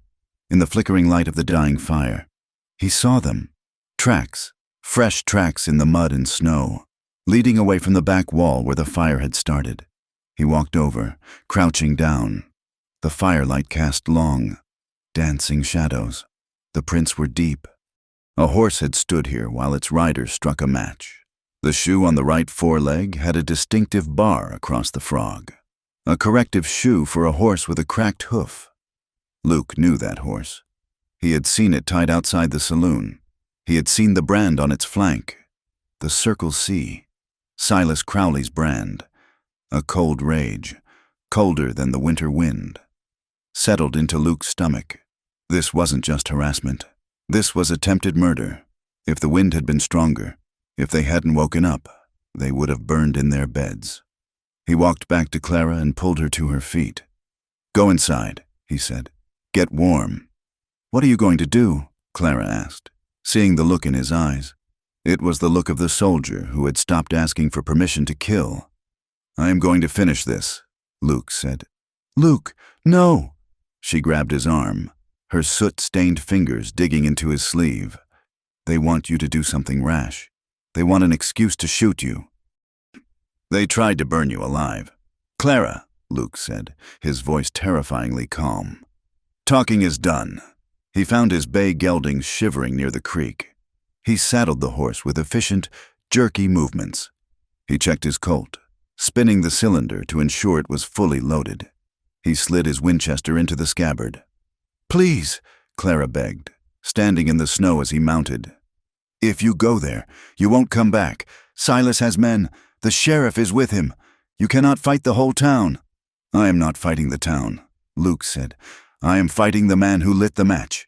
He turned the horse and galloped out of the yard, the snow flying behind him. The ride to town was a blur of gray and white. Luke didn't feel the cold. He felt only the thrumming of his blood. He rode straight down the main street of Sadler's Ridge. It was late afternoon, the sun already dipping low, casting long, bruised shadows across the buildings. He didn't go to the sheriff's office. He went to the saloon. That was where Silas held court. He tied his horse to the rail. The street was quiet, but eyes watched him from windows. They knew. Small towns always knew. Luke pushed through the swinging doors. The saloon was warm and smelled of stale beer and tobacco. It was crowded. Ranch hands, shopkeepers, and drifters filled the tables. At the far end, near the stove, sat Silas Crowley. He was holding a glass of whiskey, laughing at something Sheriff Hale had just said. The laughter died instantly when Luke stepped into the light. The room went silent. The only sound was the crackle of the wood in the stove. Luke walked to the center of the room. He didn't draw his gun. He let his hands hang loose at his sides. He looked at Silas, and the sheer intensity of his gaze made the cattle baron shift in his chair. "Crowley," Luke said. "Well," Silas said, recovering his composure with a sneer, "if it isn't the barn burner. Hear you had a little accident out at the widow's place. Shame. Winter is hard on the careless." "It wasn't an accident," Luke said. His voice carried to every corner of the room. "And it wasn't careless. It was arson." "Careful with your words, boy," Sheriff Hale warned, standing up and resting his hand on his belt. "That is a serious accusation." "I followed the tracks," Luke said, keeping his eyes on Silas. "A horse with a barred shoe on the right foreleg. That is your roan gelding. Silas, the one your foreman rides." Silas laughed, looking around the room for support. "Tracks in the snow? You are seeing things. Drifter. Probably the smoke got to your head." "I am seeing clearly," Luke said. "I see a man who forges deeds. I see a man who bullies women. And now I see a man who lights fires in the night because he is too much of a coward to face me in the day." Silas's face went red. He slammed his glass down. "You have got a big mouth for a man with a past like yours. Barnes. Or should I say, Corporal Barnes." Silas stood up, pulling a piece of paper from his vest pocket. He waved it in the air. "I did some digging. Sheriff sent a telegram to the War Department. Luke Barnes. Dishonorable discharge. Struck an officer. Spent time in the stockade, then drifted to Abilene where he beat a man to death in an alley." The crowd murmured. The men looked at Luke with renewed suspicion. He was protecting a woman. Luke said steadily. Just like I am now. He is a killer, Silas shouted, playing to the crowd. A violent, unstable stray. And now he is sniffing around a respectable widow, trying to get his hands on her land. He probably set that fire himself to garner sympathy. The deed, Luke said, cutting through the noise. Show them the deed. Silas. What? Silas blinked. The paper you showed Clara. The one Eli supposedly signed. Luke said. He took a step forward. You said Eli signed it on November 12th, 2 days before he died. That is right, Silas said, narrowing his eyes. Signed, sealed, and witnessed. Eli was in Cheyenne on the 12th, Luke said loudly.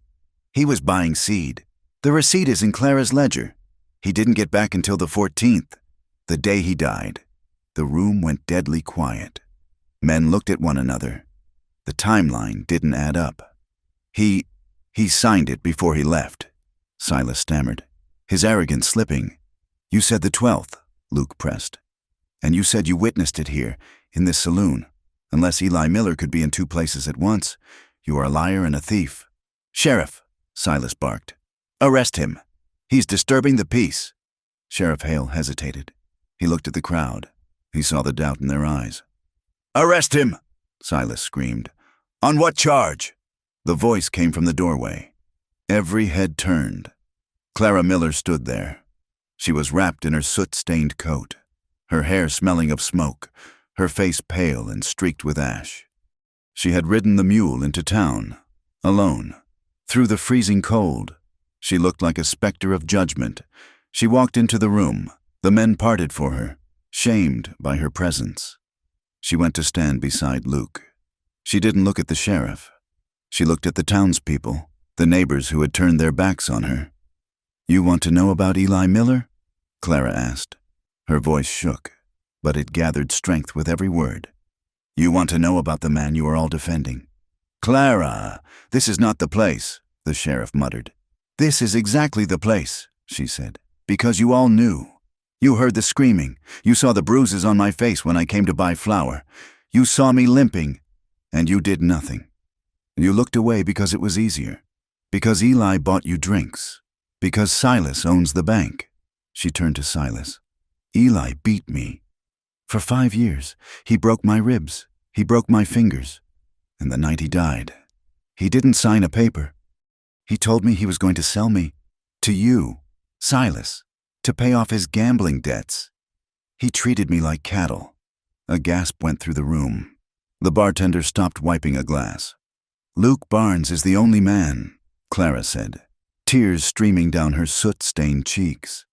The only man who has ever treated me with respect. He saved my home. He saved my life tonight, and he asks for nothing.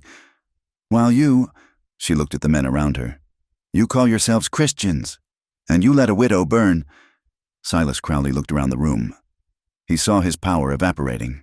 He saw the disgust on the faces of the men he thought he owned. He was losing, and Silas Crowley did not lose.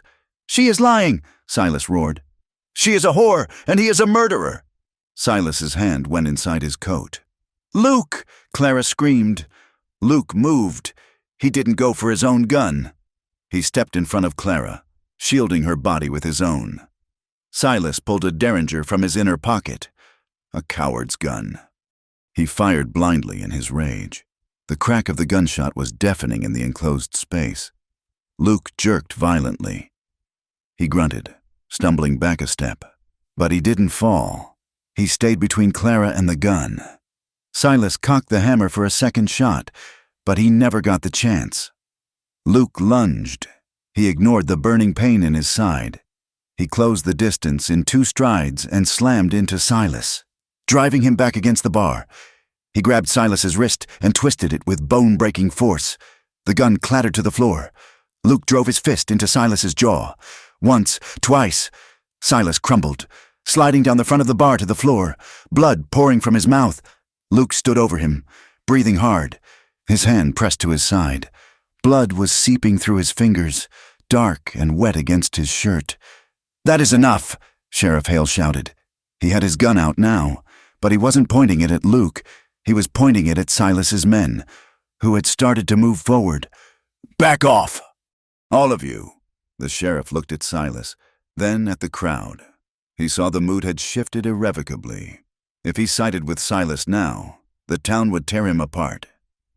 "Silas Crowley," Sheriff Hale said, his voice shaking but official. "You are under arrest for attempted murder and for fraud." Two men from the crowd, shopkeepers who had been silent for too long, stepped forward and hauled Silas to his feet. He spat blood, glaring at Clara, but his rein was broken. The forgery was exposed. The violence was public. Luke swayed. The room was spinning. "Luke!" Clara caught him as his knees gave way. They sank to the floor together in the middle of the saloon. Clara pressed her hands over his wound, frantically trying to staunch the flow. "I am all right," Luke wheezed, his face gray. "Just a graze. Rib slowed it down."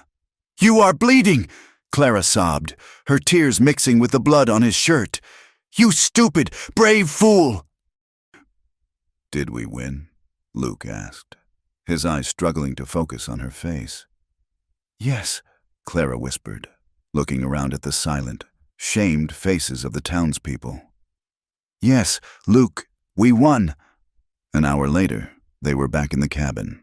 The ride home had been a nightmare of pain for Luke, but the bleeding had slowed. The sheriff had sent the doctor, who had stitched the furrow along Luke's ribs and pronounced him lucky to be alive. Now, the doctor was gone. The fire in the stove was roaring again, keeping the cold at bay. The cabin was quiet, save for the wind. Clara sat on the edge of the bed, a basin of warm water and clean cloths beside her. She unbuttoned Luke's shirt, peeling the fabric away from the bandage to check the dressing. Her hands were gentle, reverent. She wiped the dried blood from his skin, tracing the heavy muscles of his chest, the old scars of war, and the fresh, angry wound that he had taken for her. Luke watched her. He saw the exhaustion in her eyes, but also a new strength. The fear that had defined her for so long was gone, burned away by the fire and the truth. He reached out. His hand, rough and warm, touched her arm. He slid his fingers up to her shoulder, brushing the fabric of her dress. Clara went still. She looked at his hand, then at his eyes. Luke's fingers grazed the side of her neck, near where the old yellow bruise was finally fading into memory. Clara closed her eyes. She leaned her cheek into his palm. "Please don't look there," she whispered, the words trembling in the quiet room. "It is still sore." Luke knew she wasn't talking about the bruise. She wasn't talking about her skin at all. She was talking about the deep, jagged places inside her, the years of being told she was worthless, the belief that she was damaged goods, the terror that happiness was just a trick of the light. "I know," Luke said softly. "I know it is." He brushed a thumb over her cheekbone. "I will look only where you want me to. Clara, I will not push. I will not pull." He winced as he shifted his weight, the fresh wound stinging, but his gaze never left hers. "But I am not leaving," he promised. "No matter what the town says, no matter how deep the snow gets, I will carry the pain you do not have the strength to face yet, until it heals, until it is all just a scar." Clara opened her eyes. They were wet, but clear. She looked at the man who had ridden into hell for her, who had bled for her, who saw her not as a victim but as a partner. She leaned down and pressed a kiss to his forehead, then to his lips. It was a seal, a vow. "Rest now," she whispered. "We have a lot of work to do in the morning." Outside, the snow continued to fall, blanketing the blackened ruins of the barn and the scarred earth. But inside the cabin, the lamp burned steady and bright, a small, stubborn beacon against the dark. The trial of Silas Crowley took place in the makeshift courtroom situated above the general store, a long, drafty hall that usually served for town meetings and Saturday night dances on this Monday morning. However, the air was not filled with fiddle music or the stomp of boots, but with the heavy, suffocating weight of judgment. The room was packed. Every bench was filled, and men stood shoulder to shoulder along the back wall, their hats held in their hands, their breath clouding in the chill air. Judge Elias Thorne, a circuit judge with a face like a dried apple and a reputation for hanging horse thieves, sat behind a heavy oak table that served as the bench. He looked over the rim of his spectacles at the town of Sadler's Ridge, his gavel resting on a block of wood like a weapon. Silas Crowley sat at the defendant's table. The cattle baron, usually a figure of imposing swagger, looked diminished. His jaw was swollen and purple from Luke's fists, and his left arm was in a sling. He wore a suit of fine wool, but it sat awkwardly on him now, as if the man inside had shrunk. He glared at the back of Luke Barnes's head, his eyes burning with an impotent fury. The proceedings were slow and methodical. The prosecutor, a young lawyer from Cheyenne, laid out the evidence of the forgery with brutal precision. The document Silas had waved in Clara's face was examined, the ink compared, the dates scrutinized. The station master from the rail depot testified that Eli Miller had indeed been on the train to Cheyenne on the day the contract was allegedly signed. But the true turning point came when Sheriff Amos Hale took the stand. The sheriff looked like a man walking to the gallows. He sat in the witness chair, sweating despite the cold. He looked at Silas, then at the crowd, and finally at the judge. He made a calculation in that moment, the kind of calculation a rat makes when the ship is taking on water. "Sheriff," the prosecutor asked, "did you witness Eli Miller sign this deed?" The room went silent. Silas leaned forward, his eyes boring into his accomplice. "No," Hale said. The word was quiet, but it landed like a stone. "You lie," Silas roared, jumping to his feet.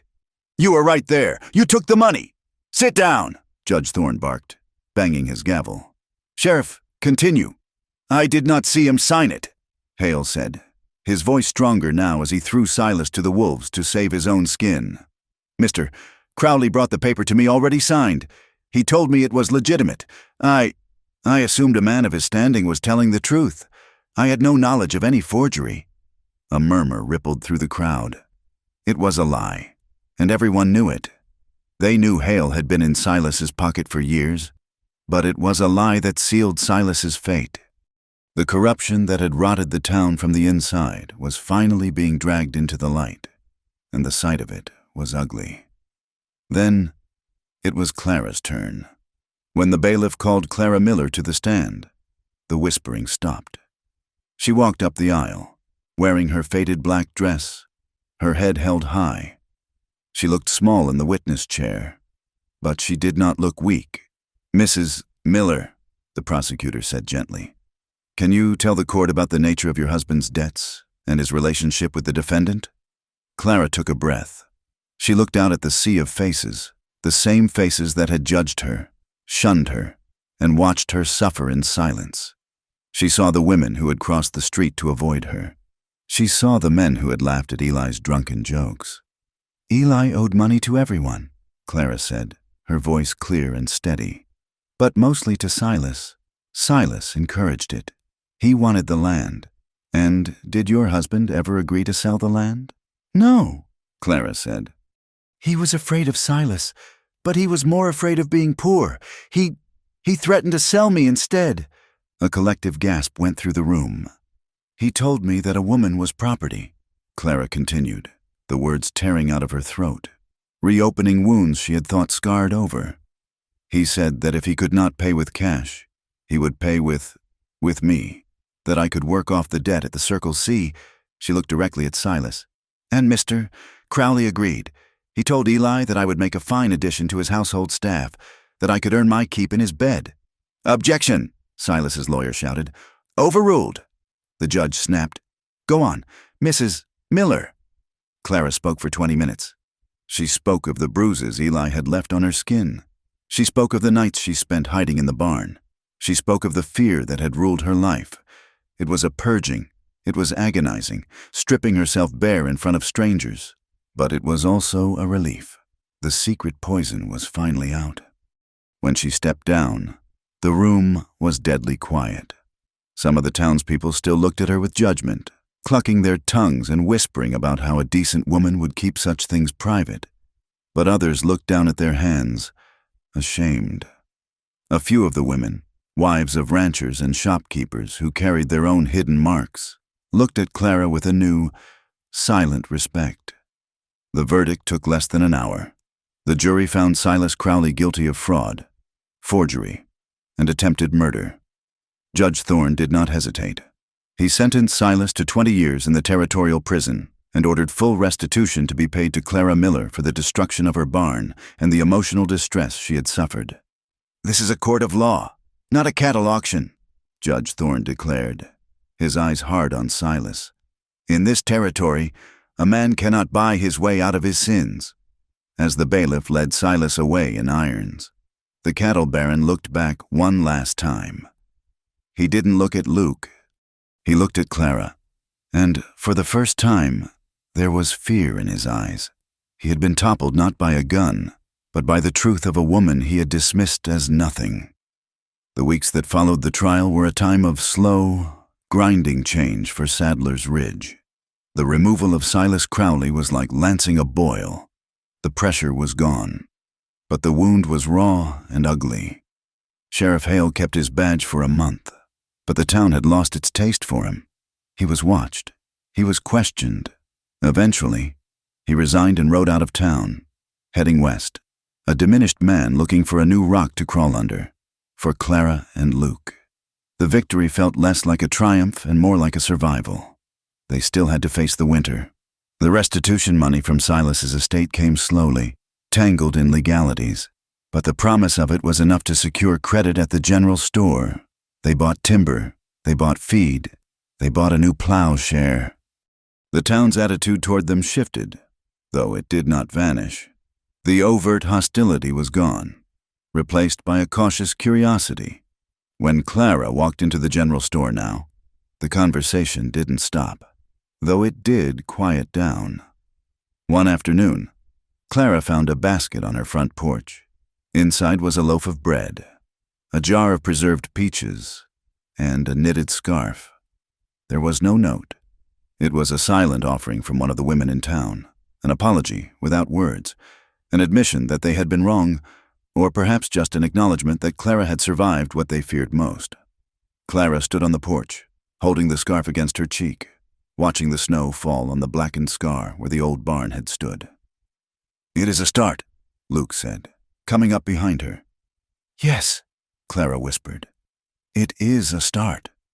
By late February, the worst of the winter had broken. The snow began to recede, revealing the battered earth beneath. Luke and Clara spent their days rebuilding. They worked side by side, not as mistress and hired hand, but as partners. One evening, just as the sun was setting in a blaze of red and gold, they walked up to the high ridge that overlooked the homestead.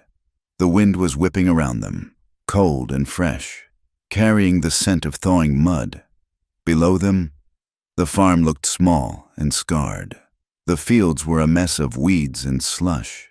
The house was gray and weathered. The charred remains of the barn were a black wound in the yard, but smoke curled from the chimney. The new timber for the barn was stacked and ready, and the spring Silas had coveted, was bubbling clear and strong, cutting a path through the ice.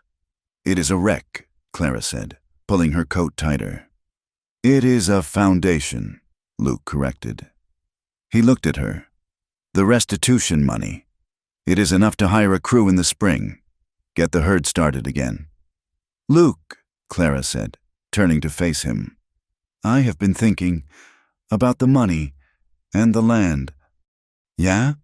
I do not want to be the widow Miller anymore," she said, "and I do not want you to be the drifter who works for her. This land, I saved it, but you fought for it. You bled for it." She reached into her pocket and pulled out a folded piece of paper. It wasn't a deed. It was a simple, handwritten agreement she had drafted herself. "I want to make you a partner," she said. "Co-owner, half the land, half the stock, half the risk." Luke looked at the paper, then at her. "You do not have to do that. Clara, I am not looking for payment." "I know," she said. "That is why I'm offering it. Eli owned me. Silas wanted to buy me. I want to stand on equal ground with a man.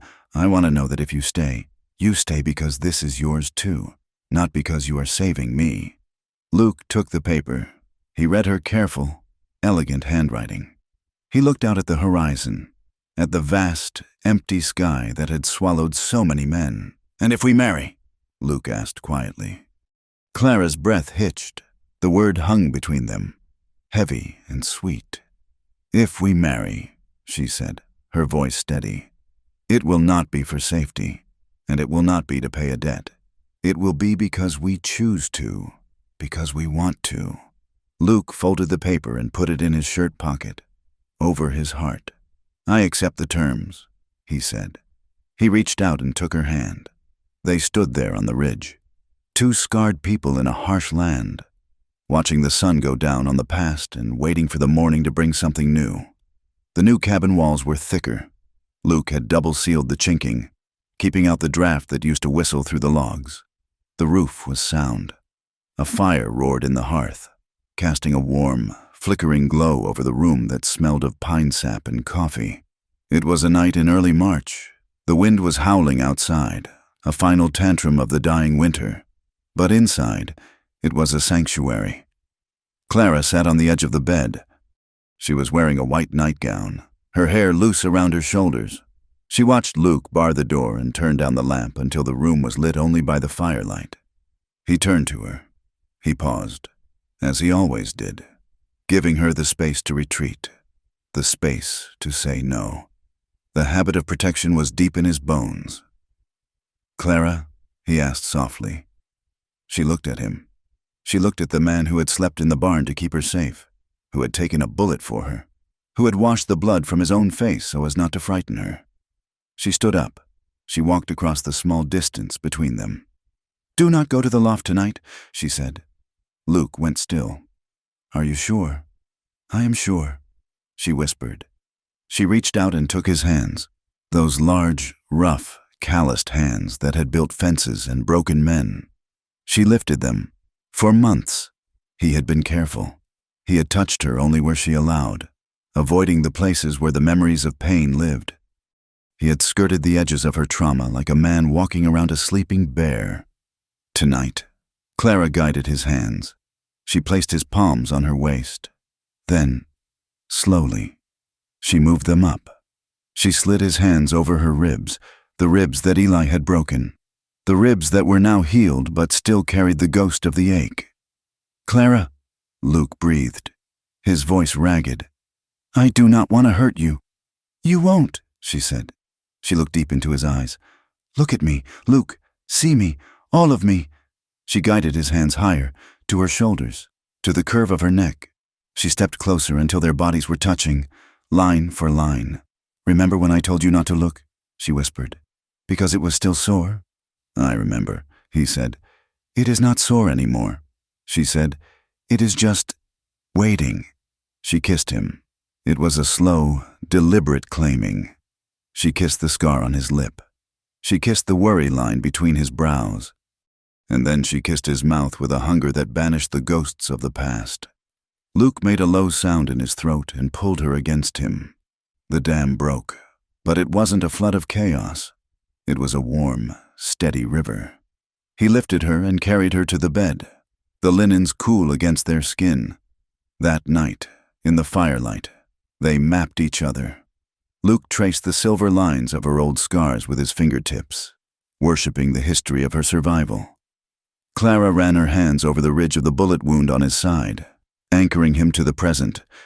There was no flinching. There was no fear. When he entered her, she didn't close her eyes to hide. She opened them wide, watching his face, needing to see the love that was written there. The act was not something taken, but something shared. A fire built together against the cold, a reclaiming of her own body and her own joy. They moved together in the quiet dark, finding a rhythm that was theirs alone, a language of skin and breath that needed no translation. And when they finally lay still, tangled in the quilts, Clara knew that the winter was truly over. Epilogue. 3 years later, the summer sun was high and hot, baking the smell of sagebrush into the air. But the Miller homestead, now the Barnes Miller Ranch, was no longer a patch of dust. Green shoots of wheat pushed through the tilled soil in the north field, promising a harvest that would fill the new grain silo. The fences were straight and tight, holding back a small but healthy herd of cattle that grazed on the rich grass near the creek. The new barn, painted a cheerful red, stood proud and sturdy, smelling of sweet hay and horses. On the porch of the expanded cabin, a child sat playing with a wooden horse. He was a boy of 4, with dark eyes and a shy smile, an orphan from the railhead in Cheyenne that Clara and Luke had taken in the winter before. They called him Heavy, after Clara's father. He was safe here, his belly full, his laughter ringing out in a place that had once known only silence. Clara stood by the railing, wiping her hands on her apron. She wore a dress of blue calico, the color of the Wyoming sky. Her hair was pulled back, but strands of it danced in the breeze. She looked out at the field. Luke was there, checking the irrigation ditch. He paused, leaning on his shovel, and wiped his brow with his forearm. He looked toward the house. He saw her. He raised his hand in a wave. Clara waved back. A profound sense of peace settled over her. Not the fragile peace of survival, but the deep, rooted peace of a life built with intent. The landscape around them was still harsh. The mountains were still jagged. The storm still rolled in with terrifying speed. And the town of Sadler's Ridge still had its share of small-minded people, but none of that could touch them now. Clara walked down the steps and across the yard to where Luke stood. He smiled as she approached, his eyes crinkling at the corners. "Hot day," he said, pulling her into his side. "Good day for growing," she replied. She reached out and rested her hand on his chest, right over the old scar from the bar fight with Silas. The skin was thick and white, a permanent reminder of the night he had almost died for her. Luke covered her hand with his own. He brought her palm to his lips, kissing the center of it, then moved her hand to her own side, resting it gently against her ribs. "How is it today?" he asked, the old question that had become a code between them. Clara smiled. She looked at the green fields, at the boy playing on the porch, and at the man who held her as if she were the most precious thing in the West. "It is not sore, Luke," she whispered, leaning her head against his shoulder. "It hasn't been sore for a long time." They stood there together under the wide, unforgiving sky, a man and a woman who had walked through fire and come out the other side, carrying their scars not as burdens, but as maps to the love they had found. Theirs was a stubborn flame, defying the wind, burning bright and steady in the heart of the wild American West. Thank you for listening to this story. I hope the journey of Clara and Luke resonated with you, capturing the grit, the pain, and the enduring hope of the American frontier. I would love to hear from you. Where are you listening from? Please let me know in the comments. What are your thoughts on the story? Did Clara and Luke's ending feel earned to you? If you enjoyed this tale, please consider subscribing to From Wild West for more stories of love, survival, and the human spirit under the vast western skies. Thank you for riding the trail with me.